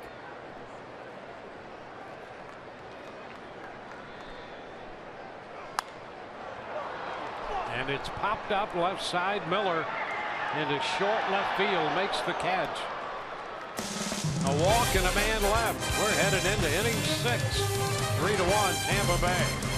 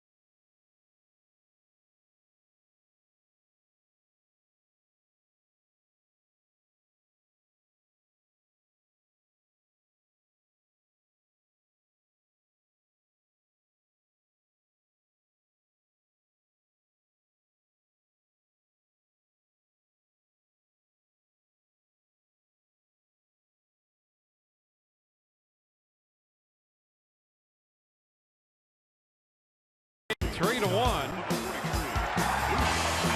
John Peterson scored in the second on the steal and the throwing error. Charge to Maile. Evan Longoria hit a 2-run homer in the 4th. And then Luke Maile delivers the RBI double, scoring Steven Souza Jr. to cap the scoring in that inning. It's 3-1 as we go into the 6th now.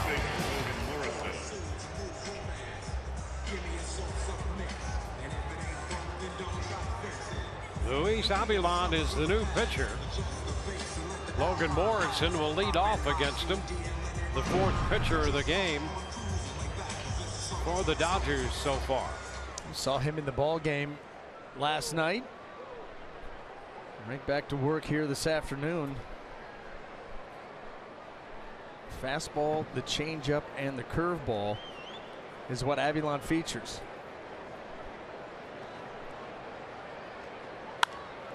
Morrison lifts a high, lazy fly ball into right, and Van Slyke makes the catch. 1 away.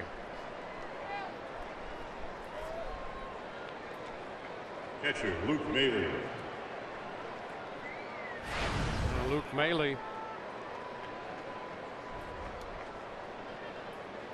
hitting .231 this time in, picked up his 3rd run batted in with the double in the 4th.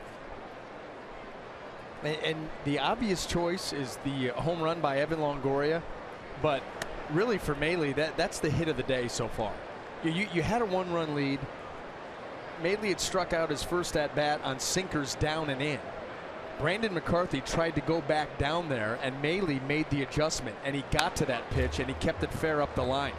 That was a tremendous adjustment made here by Maile. See, trying to go back down and in with the sinker. Didn't quite get it there, but Maile was ready for it. And that extended that Rays lead and really ended McCarthy's afternoon. Yeah, the Rays worked him for 37 pitches in the fourth, which really ran his pitch count up. He came in averaging under 14 an inning. That shows you what they were able to do, and chased him right from the game, got into the bullpen.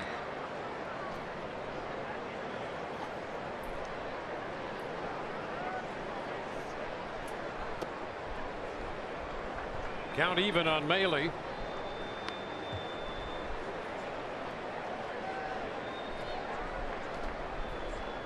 Kiermaier will be next.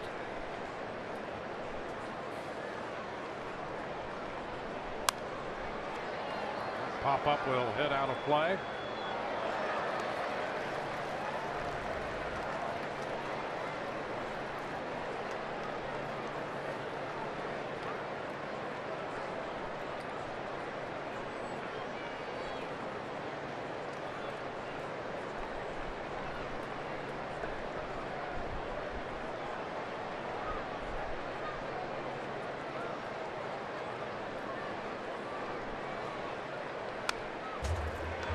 Foul ball.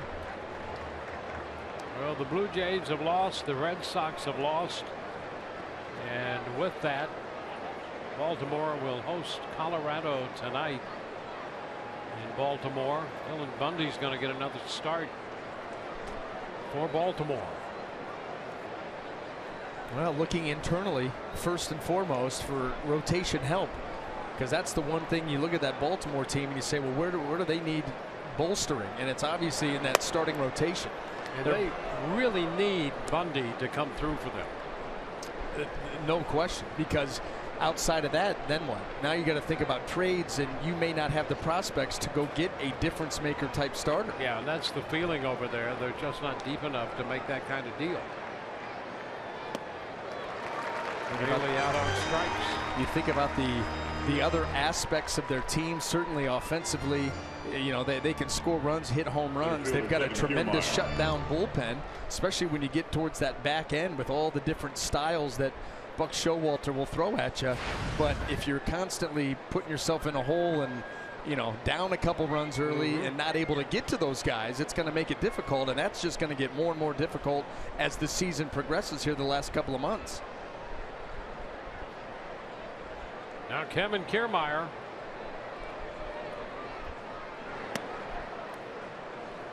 Kiermaier has struck out. He was intentionally walked in the fourth.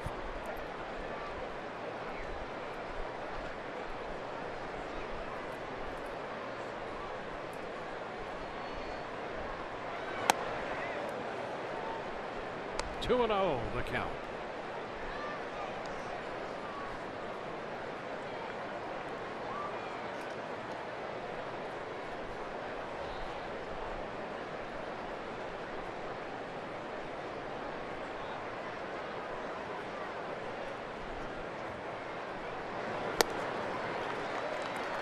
One, the fastball took a shot. Meanwhile, in regard to the National League and this Los Angeles team,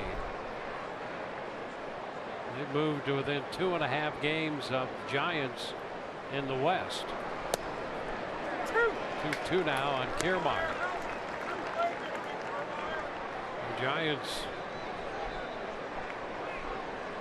won last night, but they've dropped 8 of 10, while the Dodgers have won 6 of 10 and picked up some ground. Kiermaier is out on strikes, reaching. 2 strikeouts in the inning for Avilan. 3-1 Rays.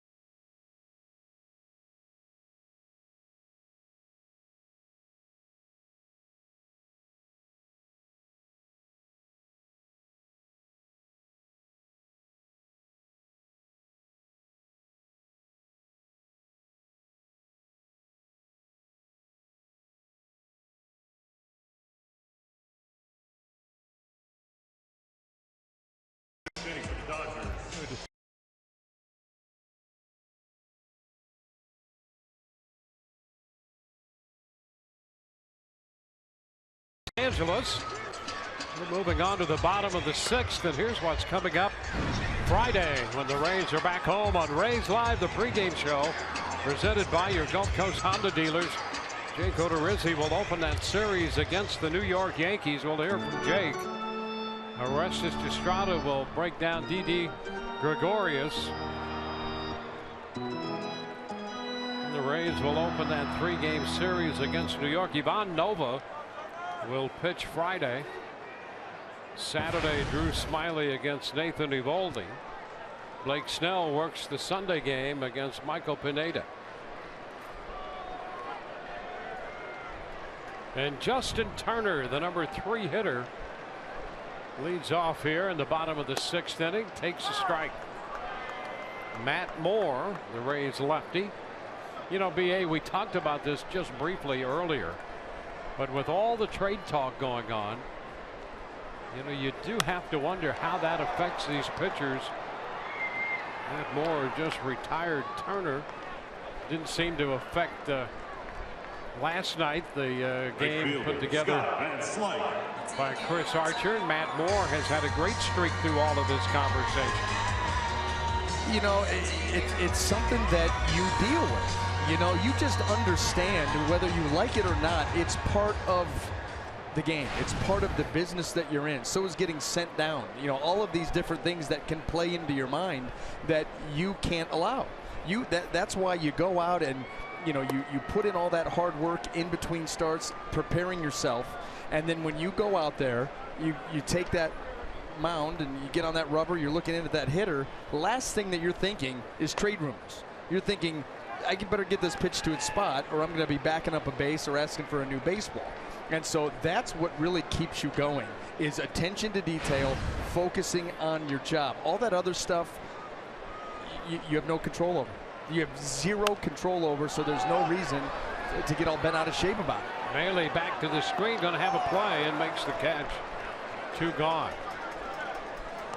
Yeah, and if that bothers you, the idea that there's a discussion about a trade going on, you might very well be bothered by other things while you're out there on the mound. So it's not a real good idea. You've got to push that away. No doubt. And, you know, over the years, from time to time, you'll hear about a guy's name being bandied about and all these trade rumors, and he'll be interviewed and say something to the effect of, yeah, it's made it real difficult. You know, there's a lot of, even if it does, you don't say it. You can't say that, because you're basically saying, I'm allowing all these outside voices, this outside noise, to affect how I do my job. You know, that's not good. And if I'm a team that's looking to trade for this guy, maybe I say, do we really want this maybe guy? Not, if you're that easily distracted. 2-0. It is definitely, you know, it's something that these guys, because all of their names have been thrown around. Yep. So they joke around it, I'm sure, about it, and have some fun down there. Whose name today? Who got mentioned more today than the day before? And, you know, that's about the best thing you can do. And then just go out and do your job. Well, Archer did last night. Matt Moore has done exactly that during this stretch. He's pitched very well. Yeah, I tell you, he's really been impressive. Ducks this liner as it heads to center. 2-out single for Adrian Gonzalez. The Dodgers pick up their 4th hit. Yeah, he's 1 out away from keeping that streak going. You know, getting deep into the game. That's what we talked about early in the year. You know, the starters getting length, depth, get into that 7th inning. And Matt Moore has been able to do that, and he's been able to do it all the while being effective. Here just at 80 pitches once again.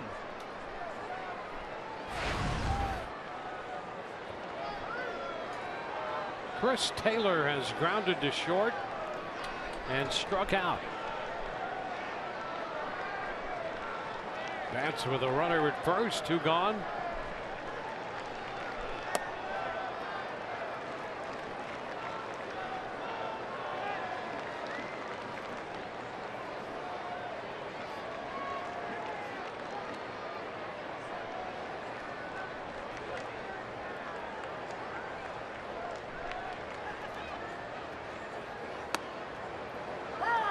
That's a strike, and it's 1-1.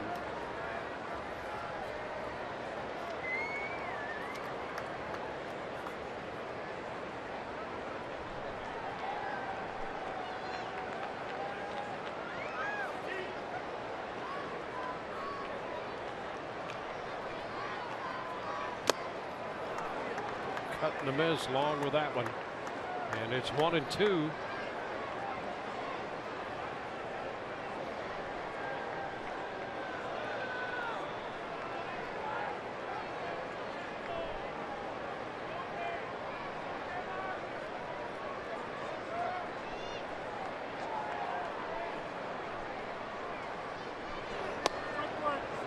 Strike 3 call.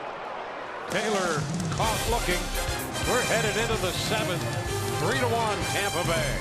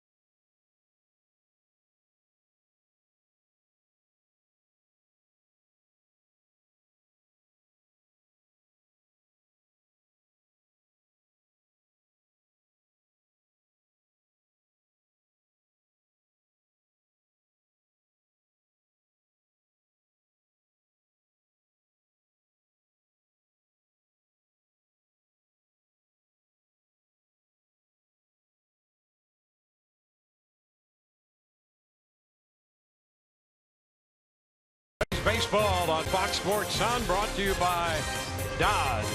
Visit Dodge.com. By Kubota. For more information, go to FloridaKubotaDealers.com. And by your Gulf Coast Honda dealers.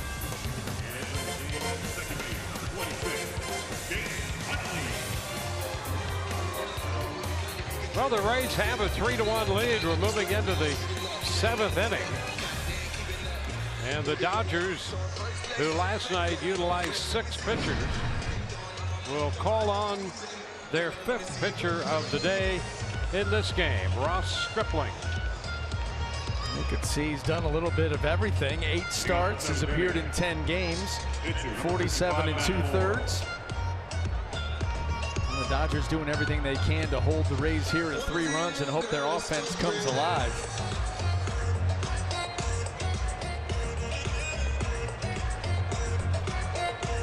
Well, Matt Moore will lead it off.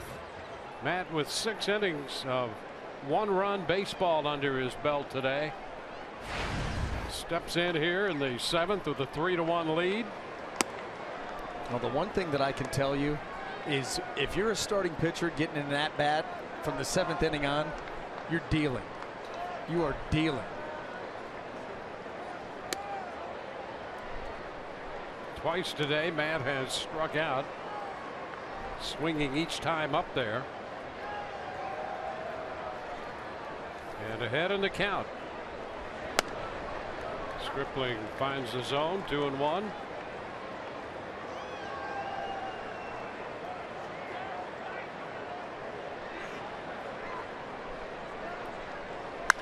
Hey, a base hit up the middle for Matt Moore. A 2-1 pitch, and Matt leads off the inning with a single. How about that for the Rays? The leadoff man is on in the person of Matt Moore. And I'll be honest with you, Dwayne. I would venture a guess privately, this is the last thing that Cash wanted to see. Tip your hat, your pitcher gets a base hit to lead off an inning, but now hot day, out running the base paths, going to be out there for a while. Well, the Rays pitchers, the current pitching staff, had a combined career batting average of .032, 2 out of 62. Odorizzi and Moore with the hits, and now Matt has just taken over the pitching staff lead in hits. He has 2 and Odorizzi has 1. You want to talk about station to station baseball? That's what you're about to see. That's a strike. It's 1-1. Well, what Kevin Cash would love now is for Logan Morrison to hit a home run. Yes. And just let him trot around the bases, get off the bases as soon as possible. Add to the lead. That's good. That's a good point right there. I'll take that. 2-1 the count.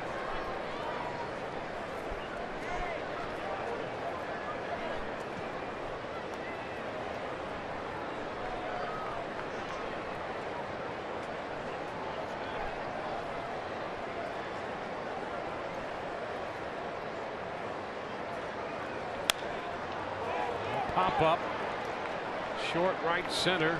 That's Van Slyke. That's the first out.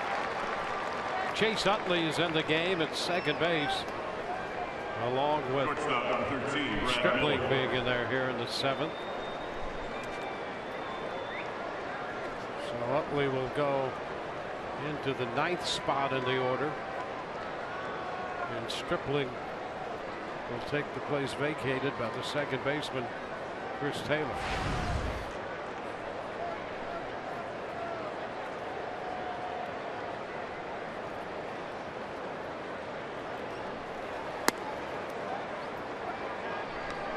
A ball down to Miller. Brad is 2 for 3.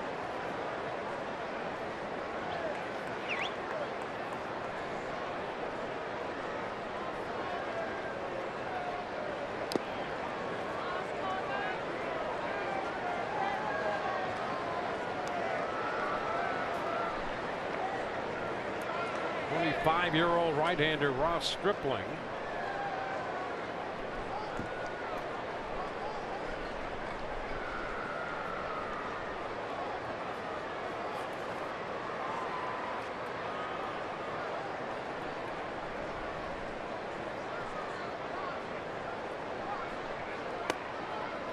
He's upstairs 3-0.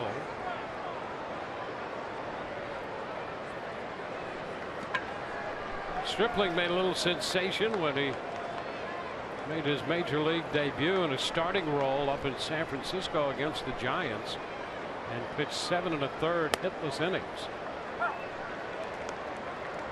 3-1. Stripling coming back from Tommy John surgery.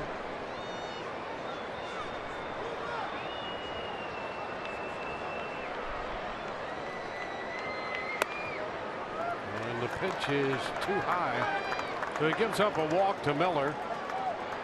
Moore moves up to second. Third baseman number 3. And Stripling gets a visit from A.J. Ellis with Evan Longoria due up.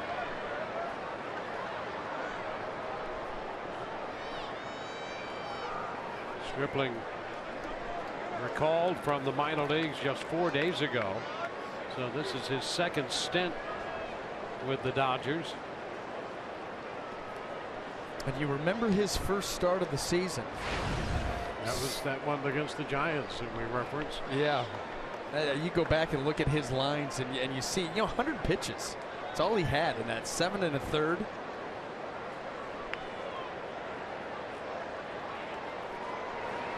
Now Longoria takes a strike.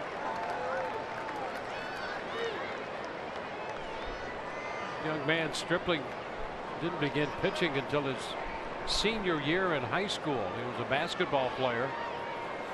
Broke his leg and well, on the mend, played baseball, wound up walking on at Texas A&M, and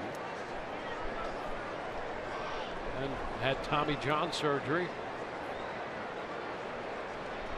And getting another look by the Dodgers here after coming back. Breaking camp with them this year. 1 ball, 2 strikes.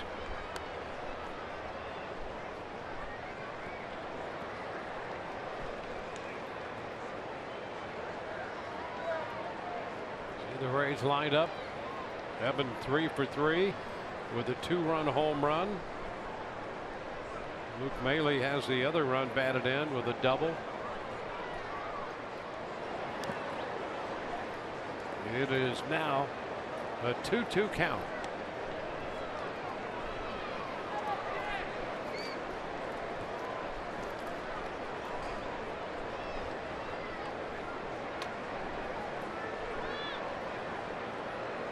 Corey Dickerson on deck.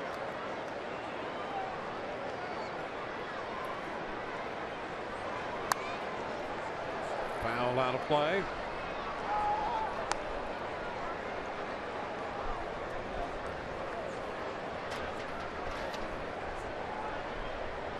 And 11 has seen a lot of pitches today. In fact, all 3 of his hits have come with some combination of a 2-strike count.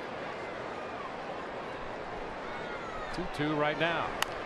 Ground ball back to the mound. Stripling to second, one over to first in time for the double play, and that will end the inning. Leadoff single by Matt Moore. The Rays strand him and lead 3-1.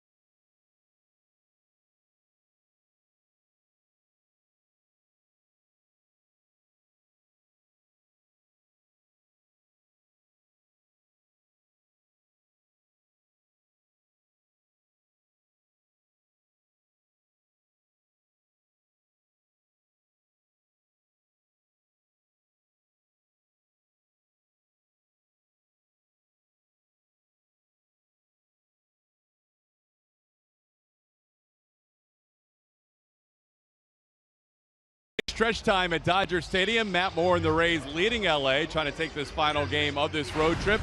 Bullpen finally active for the first time today, guys. And speaking of that, the Rays have some players that are close to coming back, including Brad Boxberger.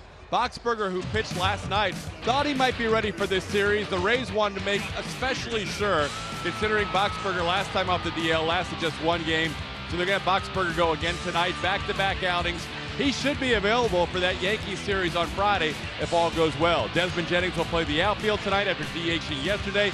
He's probably likely later on in the homestand. And then Alex Cobb will restart his rehab assignment. He was pulled off his initial rehab due to fatigue, but the right-hander will pitch for the Charlotte Stone Crabs on Friday. Guys, Boxberger should be back the first of those 3 as early as the next game Friday. Back to you.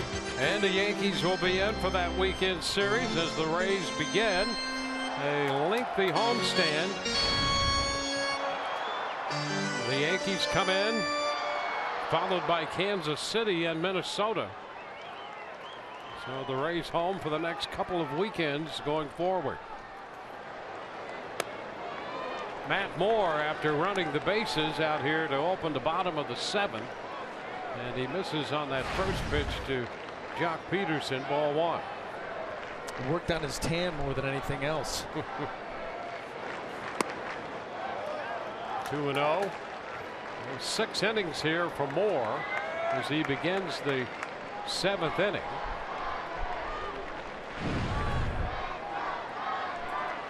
Right there, longest active streak in the AL, adds to it. Falls behind Peterson. Rays bullpen busy. Cedeno, the lefty. Jepson, the right-hander.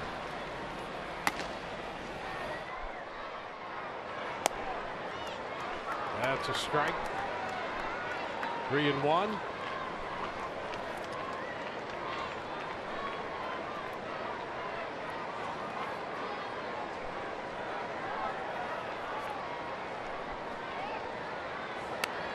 And he pushes that one foul with the shift on. 3-2. In a 3-1 count, no less. A guy that he's already homered off of earlier this season. In a 3-1 count, you know you're getting a heater. Now, granted, you need base runners. I get it, but well, you like to see that if you're Matt Moore.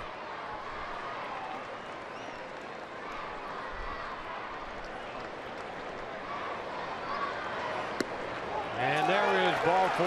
Worked his way back full and then lost him. Leadoff walk.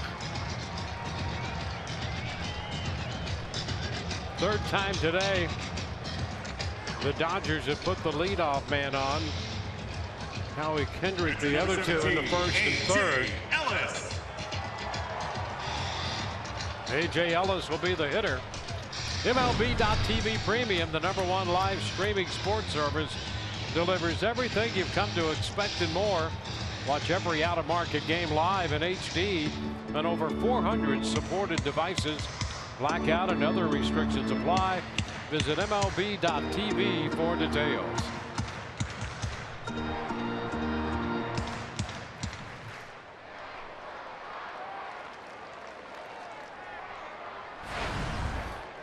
A.J. Ellis 1 for 2.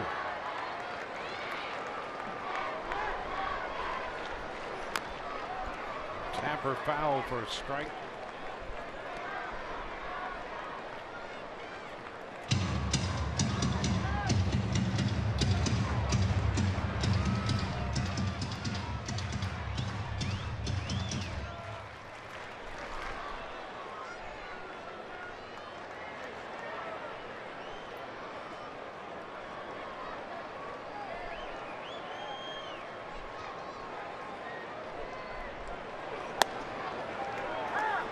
Two quick strikes to get the jump on the veteran catcher.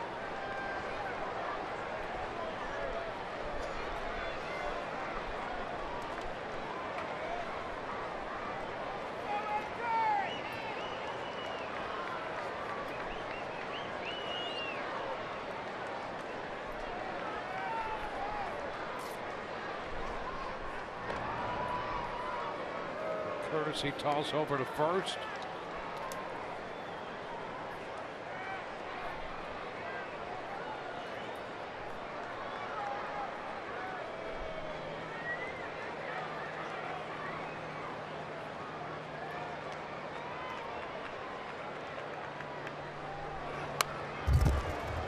Screen. Count remains 2 strikes. Trying to climb the ladder there. That ball ended up being away. Ellis able to just fight it off. Matt Moore would like nothing more than a ball hit on the ground, a strike 3.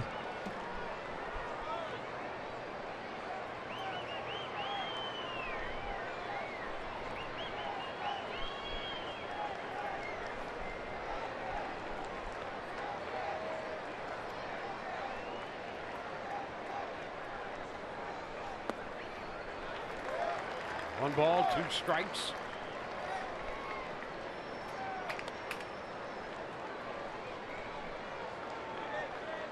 Well, Matt Moore working here in the 7th. So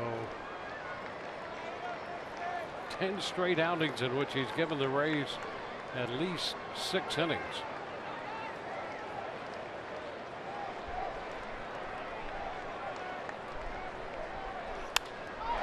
Shot back into deep left. Dickerson's going to go to the track. It stays in the park and he makes the catch. And back to first base goes Peterson. Ellis on a 1-2 pitch gave it a ride, but it stays in and Dickerson makes the grab. Boy, right out there by the 375, just below it, a couple of feet short, maybe a foot and a half short. Boy, he stays with it the whole way and then times the little jump properly. You know, this is one of those that gets dangerous because if you jump into the, you make contact with the wall, before the ball gets there. A lot of times it knocks the glove out of the way.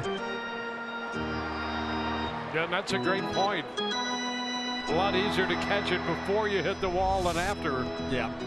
And even, that ball was going to stay in unless Corey Dickerson somehow, flipped that ball over the wall. That was going to stay in. But if the jump is not timed properly, arm hits the wall, glove gets jarred, and all of a sudden the baseball's rolling around out there and guys are running around the bases. Well, now the Rays are going to appeal because Peterson had to retrace his steps, but he did touch the bag at second. So he's back at first with one out, and Chase Utley will be the hitter. Utley in the lineup last night in the leadoff spot. Went 0 for 4, but did reach on Archer's error and scored a run when they scored 2 unearned runs in the third. It's inside, 1-0.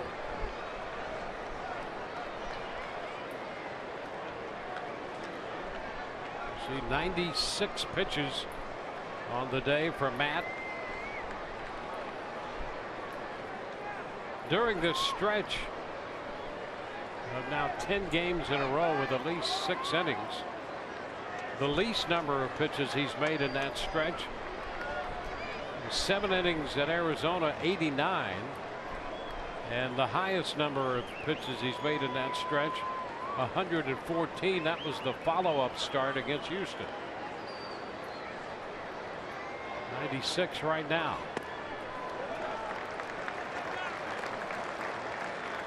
Two 2-0.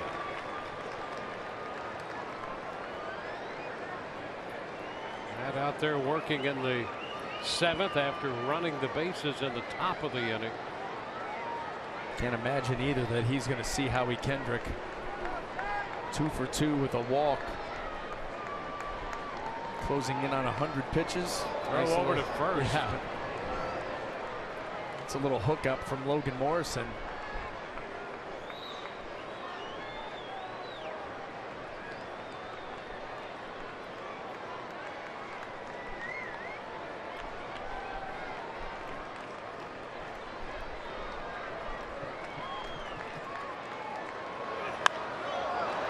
Popped up. Morrison's after it near the stands. Can he relocate it? He cannot, but Forsythe does. Logan Forsythe hustling out from second, and he makes the catch. Big out right there. So 2 gone with a runner at first. Kevin Cash out of the dugout with the top of the order. Howie Kendrick due up, and that's going to be it for Matt Moore. Back in a moment.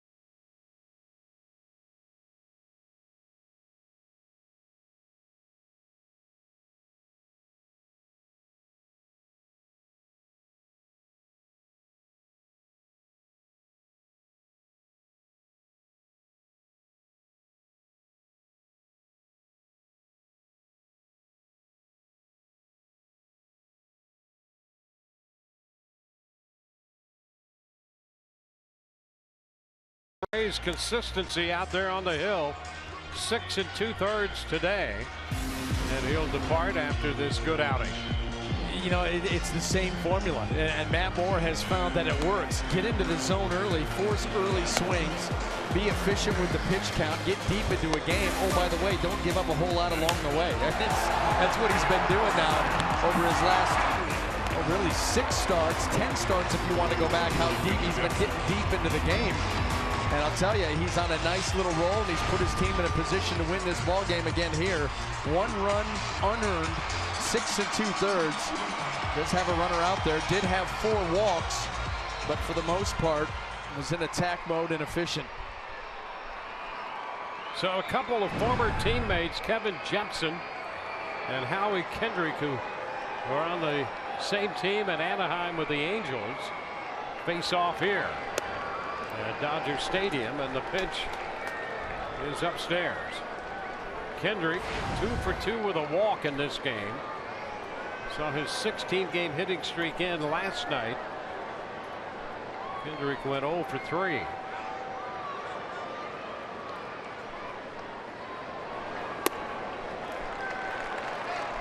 Two balls, no strikes.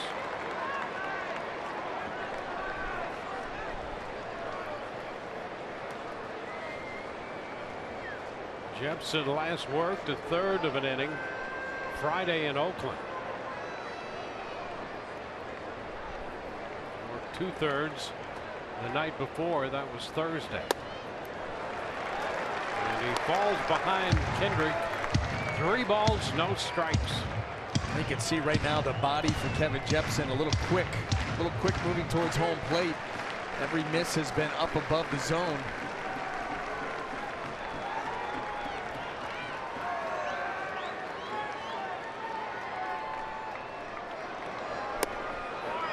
We'll get a strike out of that one. 3-1. Yeah, Jepson, one of those drop and drive types of guys. And boy, if you start driving early before the arm is clearly out of the glove and up to its release point, you're going to have a tendency to miss up.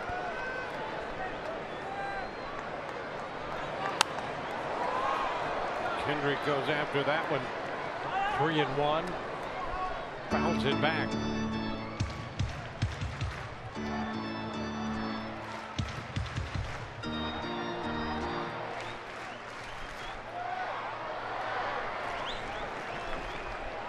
Dodgers got an unearned run in the 2nd inning. The Rays scored 3 in the 4th. We're 3-1, bottom of the 7th.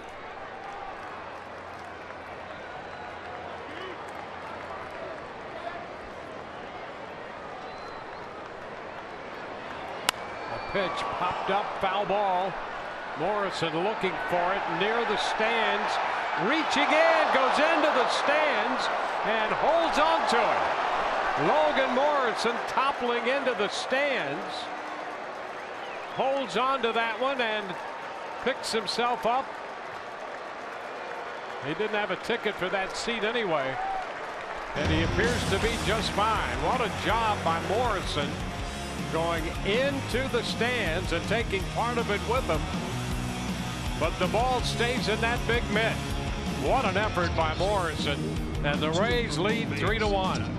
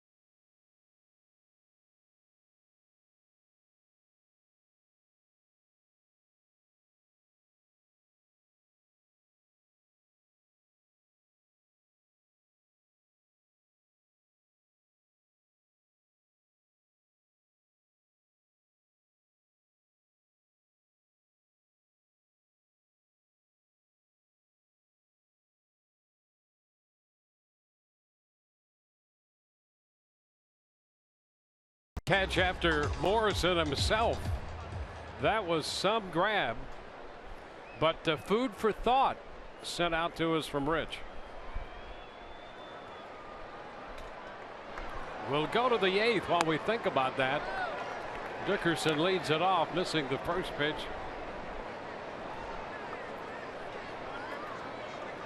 And the Rays carry their 3-1 lead into the 8th.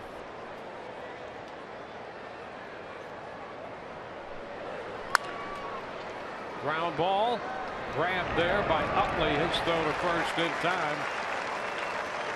So Dickerson's the first out in the 8th. Steven Souza Jr. is going to be coming up, and we'll take another look at that catch by Morrison. Yeah, all you can say is concentration. You know, he makes contact with the wall before the ball actually goes into the glove. That really is one of the best you'll see. Staying with it. Well, Souza first one to him. I guess that's good enough. And now here's Steven Souza Jr.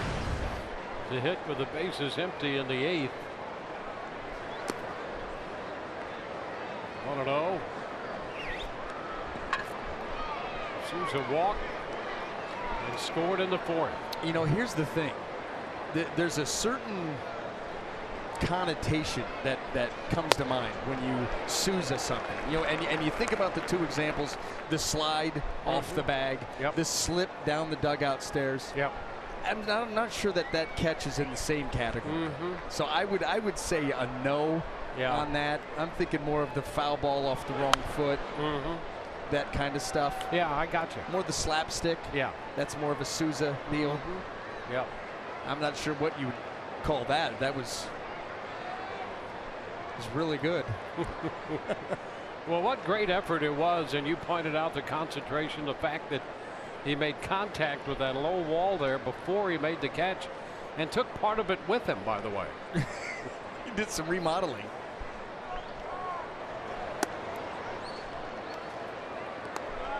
Two and two. You know, a few years ago when they added the seating down there, that's not always been part of the original structure here. And another reason why it was a pretty good pitcher's ballpark, because you had a lot of foul territory, and they've eliminated some of that. But that did not stop Logan Morrison from making that catch. He thought it was the old configuration. Look at him. Eyes never leave. And you don't get an appreciation there, but the contact with the wall as the eyes stayed on that baseball right here. Contact, then catch, and then that. That's a big man. What an effort. Souza out on strikes, 2 gone, and here is Logan Morrison. Fouls it, strike 1.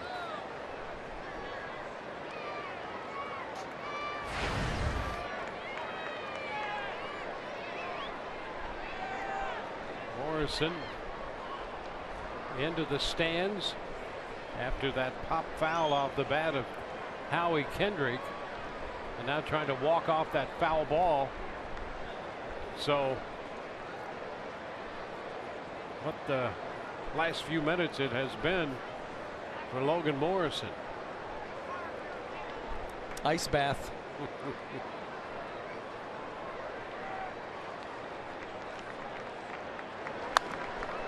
A foul ball. You ask him where it hurts, and he says, well, let me prioritize my answer here. Cedeno and Ramirez up in the bullpen.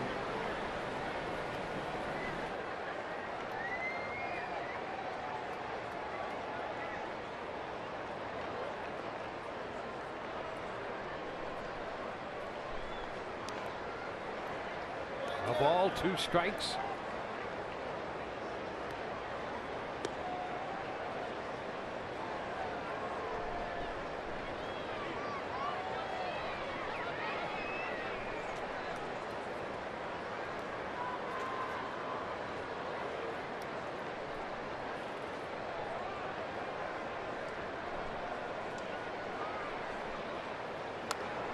Check swing and a foul ball.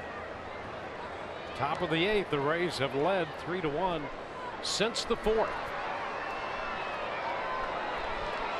Beware of the curveball here. That fastball up in the zone, changing that eye level of Logan Morrison. Envision that curveball being dropped down below. There you go, a little bouncer up the first base side behind the bag, handled by Gonzalez. Bottom of inning 8 coming. Rays up 3-1.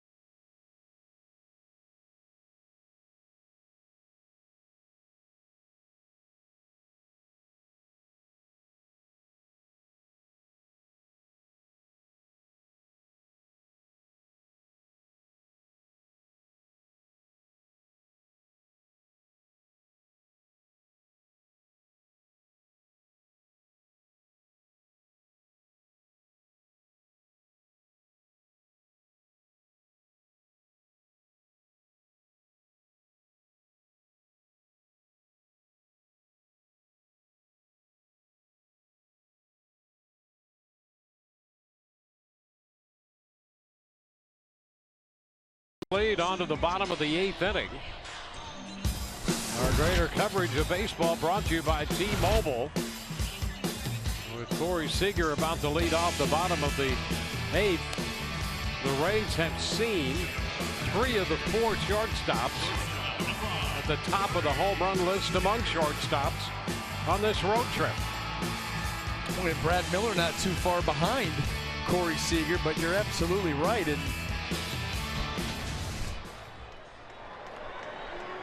Seager to lead off the bottom of the 8th. Turner will follow, and then Scott Van Slyke due up. Xavier Cedeno, the new pitcher. First pitch is high. Steve Pearce takes over at first for Morrison. Cedeno pitched the 8th last night.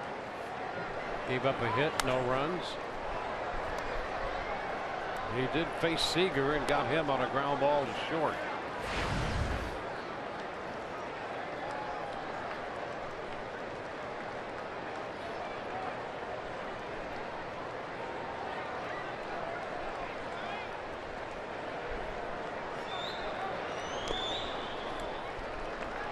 Two balls and a strike.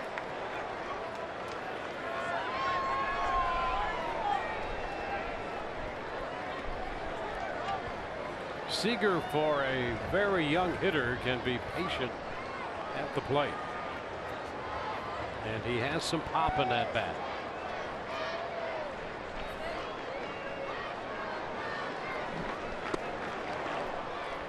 Two and two. Well, for Xavier Cedeno, cutter curveball. And when he's able to, like that cutter right there at 90, and he was able to get some depth with it, had more of a look of a slider than it did a cutter. But the bottom line is you don't see too many pitches come out of Cedeno's hand that stay straight. And right there comes back with the breaking ball and strikes him out. And he just plays that game back and forth. Always movement away from the lefties. Different speeds, different depths. And he gets a tough left-handed hitter in Corey Seager to punch out.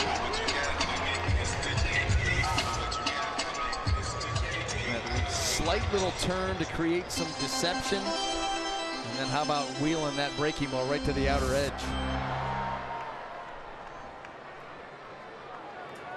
Here's Justin Turner. He drew one of 4 walks issued by Matt Moore today.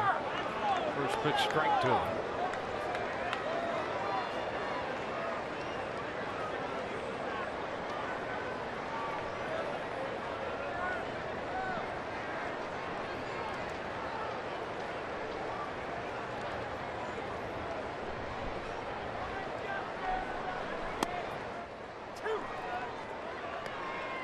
Oh, 2.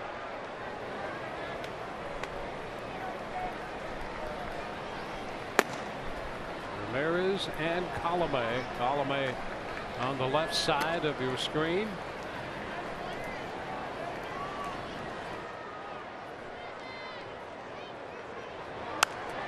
Popped up, first base side foul, and Pierce couldn't find it.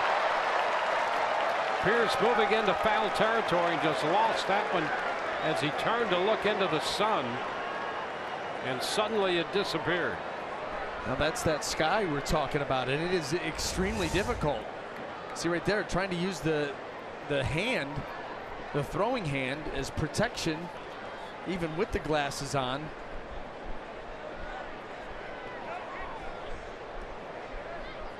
And I think Luke Maile took a shot behind the plate as well.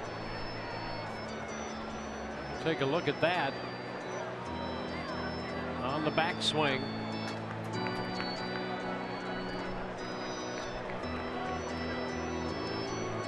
So Maile went down, and then Pierce went down trying to find that pop foul.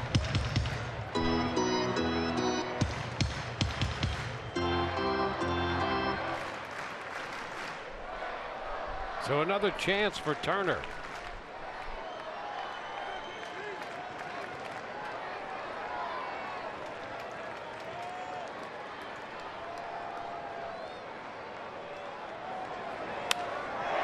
Fly ball lifted into left. Dickerson looking for it. He's got it. 2 gone. So 2 outs in the 8th with nobody on base for Scott Van Slyke. Right fielder number 33, Scott Van Slyke.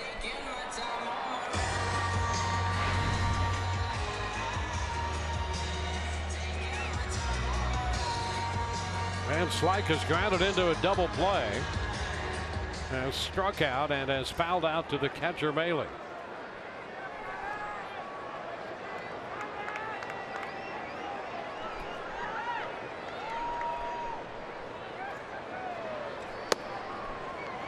It's a pitch that started wide and caught the corner for a strike.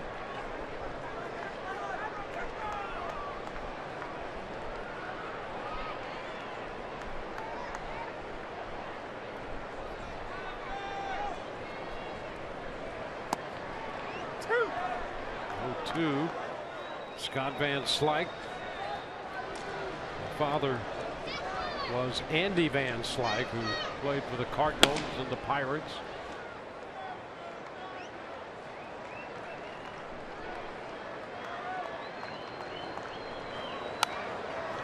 Jammed him, and he pops it foul out of play.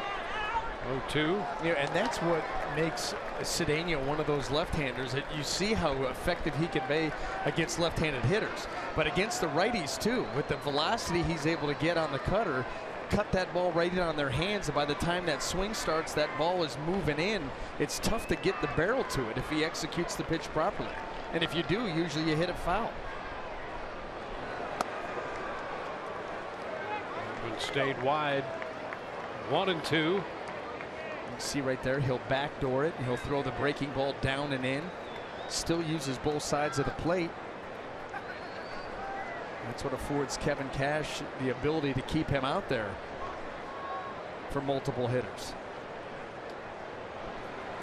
Ground ball deep in the hole, and he gets it through to the right of Miller. With the shift on, Van Slyke still got it through. Yeah, he popped that one good, and that was a cutter that just didn't get far enough in. And Van Slyke able to pull the hands through. Watch where this pitch ends up. Not quite where Cedeno wanted it. Able to top it with some authority and find that opening on the left side.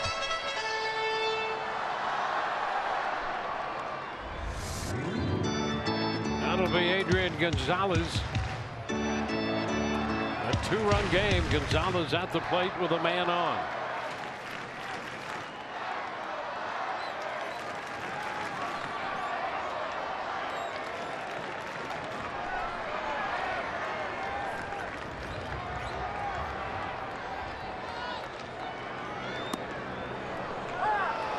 First pitch is a strike. Gonzalez singled in the 6th.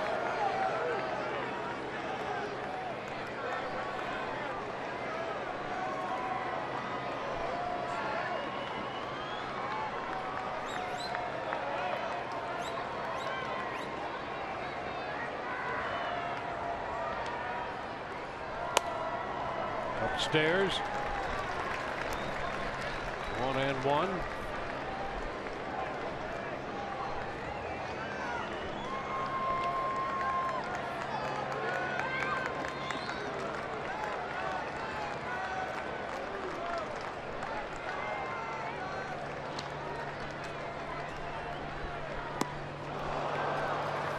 Ball, 2 strikes. That would take a look at this pitch. Watch the depth and the awkward swing. I think I may stay with that one.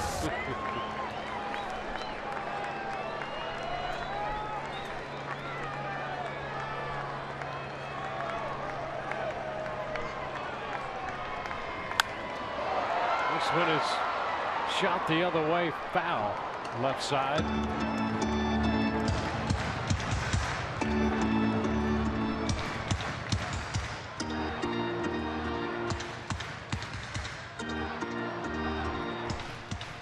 Van Slyke got the 2-out base hit.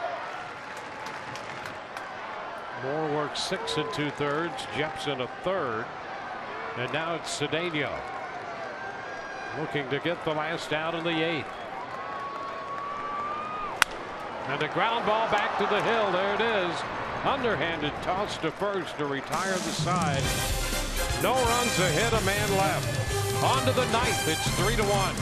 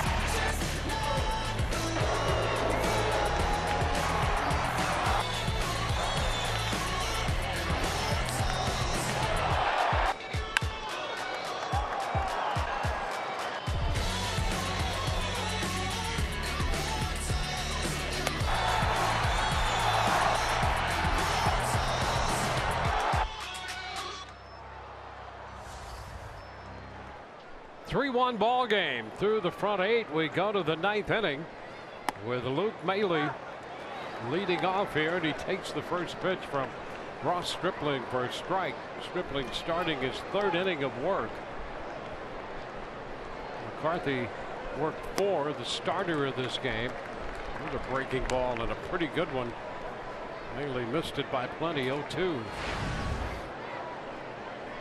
Haley doubled in a run in the 3-run fourth.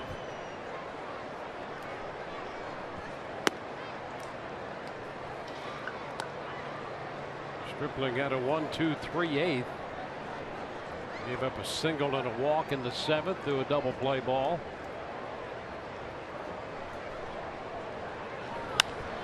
High fly ball into left. Kendrick will go to the track and make the catch.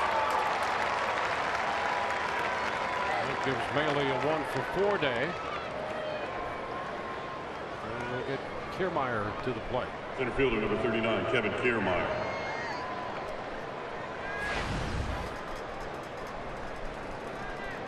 Kevin, a couple of strikeouts in between an intentional walk.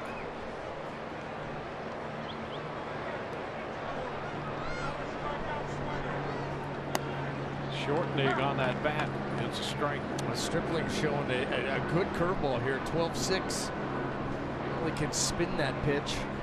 Really good change of pace pitch. 1-1, and I think that's a knuckle curve that helps him get that depth on it. You know, anytime you can almost guess when you see a guy spin it, you see the kind of depth and spin. That's a base hit the other way for Kiermaier, and he's going to go for 2. Kendrick will not have a play on him. He's in there standing up.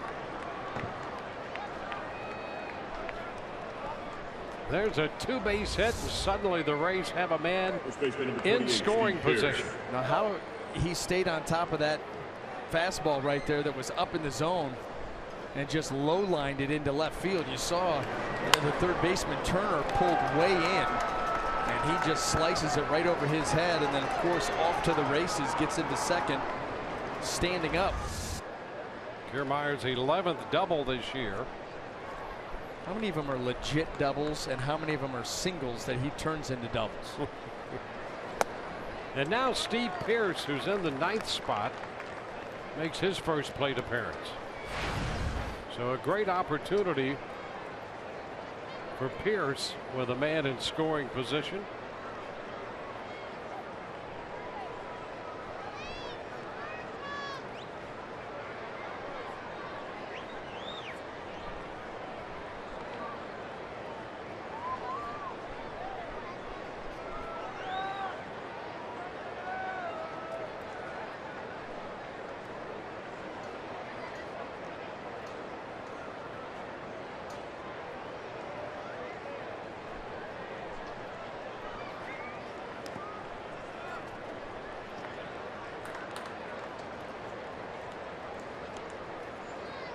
Kiermaier at second.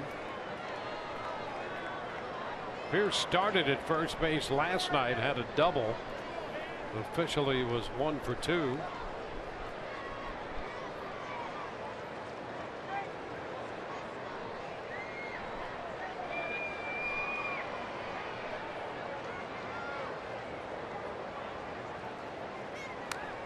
And fouls it back. Pitch was up. Yeah, that was a slider there that hung 89 miles an hour. These are the ones you'd love to jump all over. That one actually just hung a little bit too much.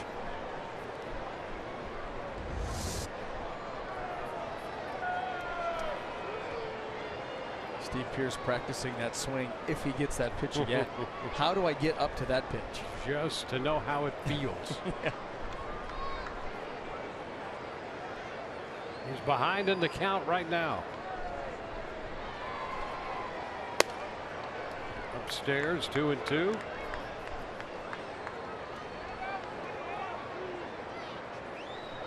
There had been some trade talk about Steve Pearce. He'd just as soon stay right where he is.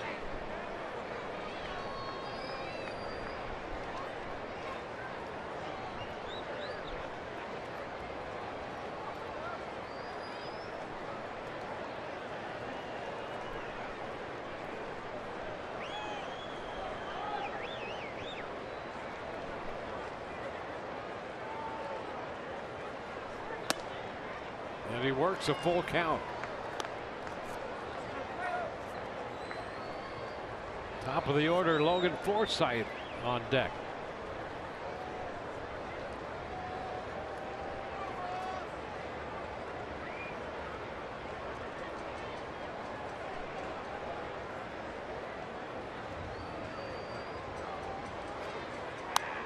And there's a stay alive swing at the last moment.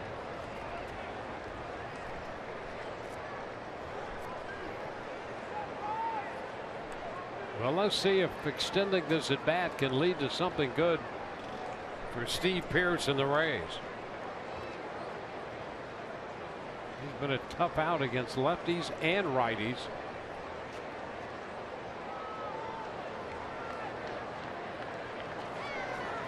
And is out this time.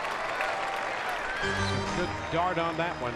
Yeah, that was the slider that Stripling was looking for a little bit earlier in the at-bat, and he throws it hard. 88, that high arm angle, and that little bit of subtle movement at the end. That ball starts probably just off the plate, takes it a little bit further, and Steve Pearce not able to hold up. So with 2 outs, it's the top of the order. Logan Forsythe looking for his first hit.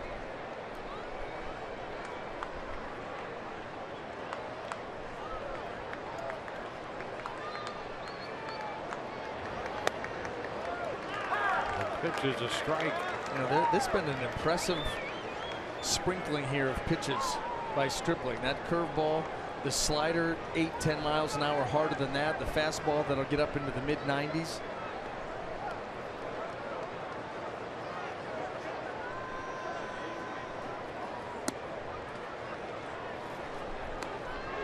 One and one.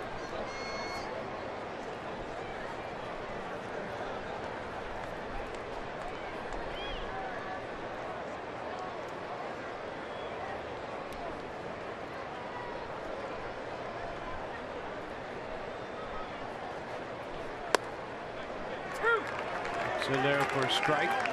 Forsythe came in with a 7-game hitting streak, and in 5 of those games he got a hit in his last official at bat of the game.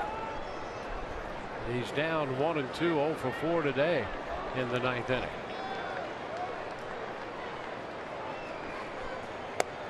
And he takes ball 2. 2-2. You saw Colomé in the bullpen for the Rays.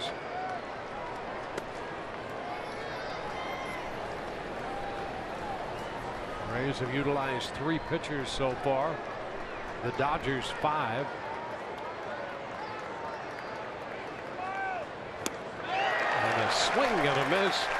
Forsythe strikes out, and the Rays leave a man at second. Bottom of the 9th coming, 3-1 Tampa Bay.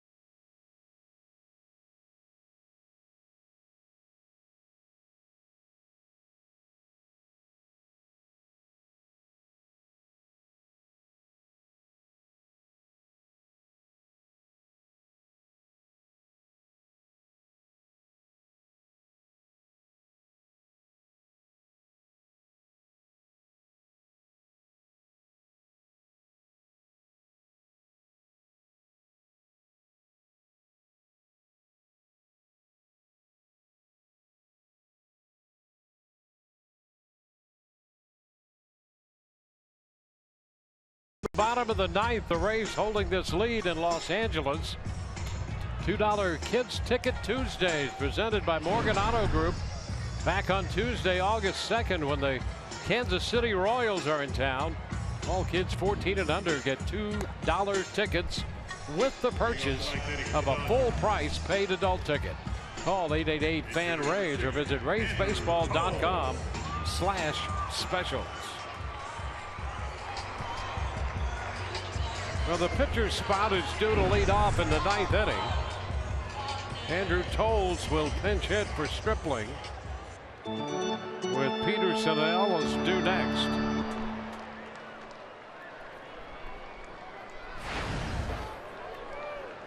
Alex Colomé will be looking to atone for his only blown save of the season. Came his last time out 4 days ago. And the first pitch rolled to second. Forsythe's throw to first in time. And Tolles is out of there on one pitch. Well, not a bad way to go about getting it. In a 2-run lead. One pitch, one out. Boy, you love to get the lead off, man. Especially when you're protecting a 1 or 2-run lead. Yeah, you leave that tying run in the on-deck circle. Jock Peterson, 0 for 1, a couple of walks. He scored the Dodger run in the second inning. That came with 2 outs, that walk to Peterson and the eventual run.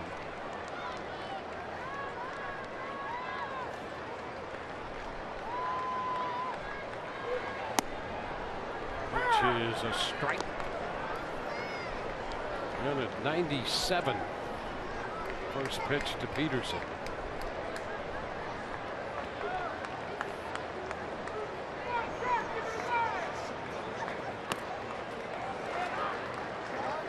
One and one.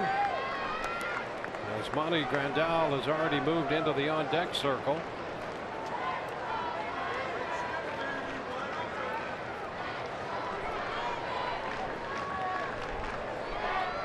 That's another reason to not let anybody reach base. 1 and 2 now on Peterson. And a couple of absolute darts to the outside corner, 97 and 96. Peterson likes that ball middle in, wants to pull for power. He's got the ability to take that ball out center field. Tons of power, but boy, you pound him down and away, and it's tough. Just a little bit of that one to foul it. 1 and 2. Trying to go out there and get this pitch. You got to be ready for that velocity. Able to get just enough to stay alive. See if Colomé goes back to the hard stuff.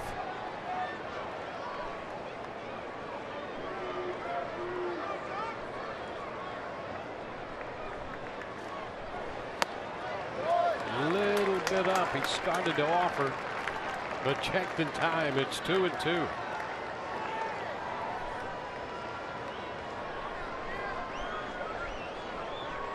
Colomé, the Rays rep in the All-Star game.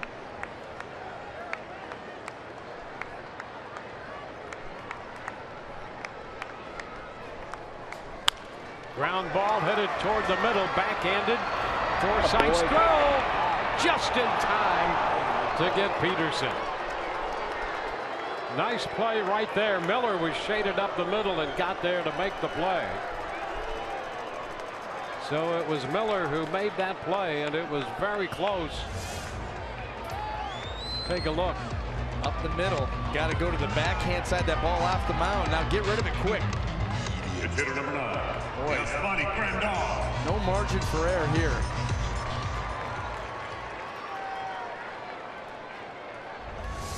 So 2 ground ball outs, and now Grandal will pinch hit for Ellis.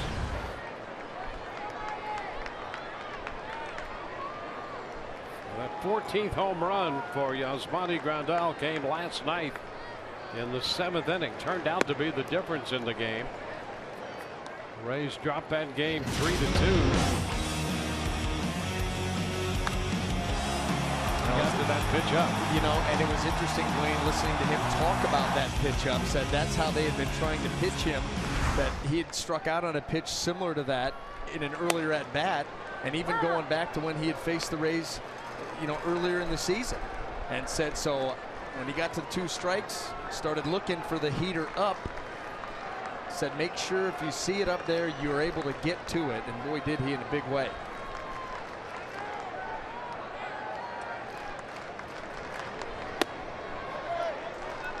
Two and one.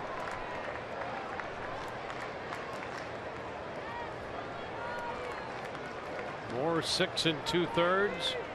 Jepson a third. Cedeno an inning. Colomé trying to close it out. 2 outs. Bases empty in the bottom of the 9th. He goes to 3 and 1 to Grandal.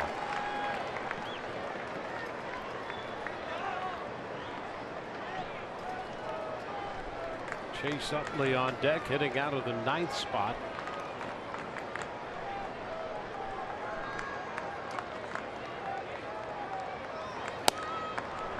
There's a strike. Full count.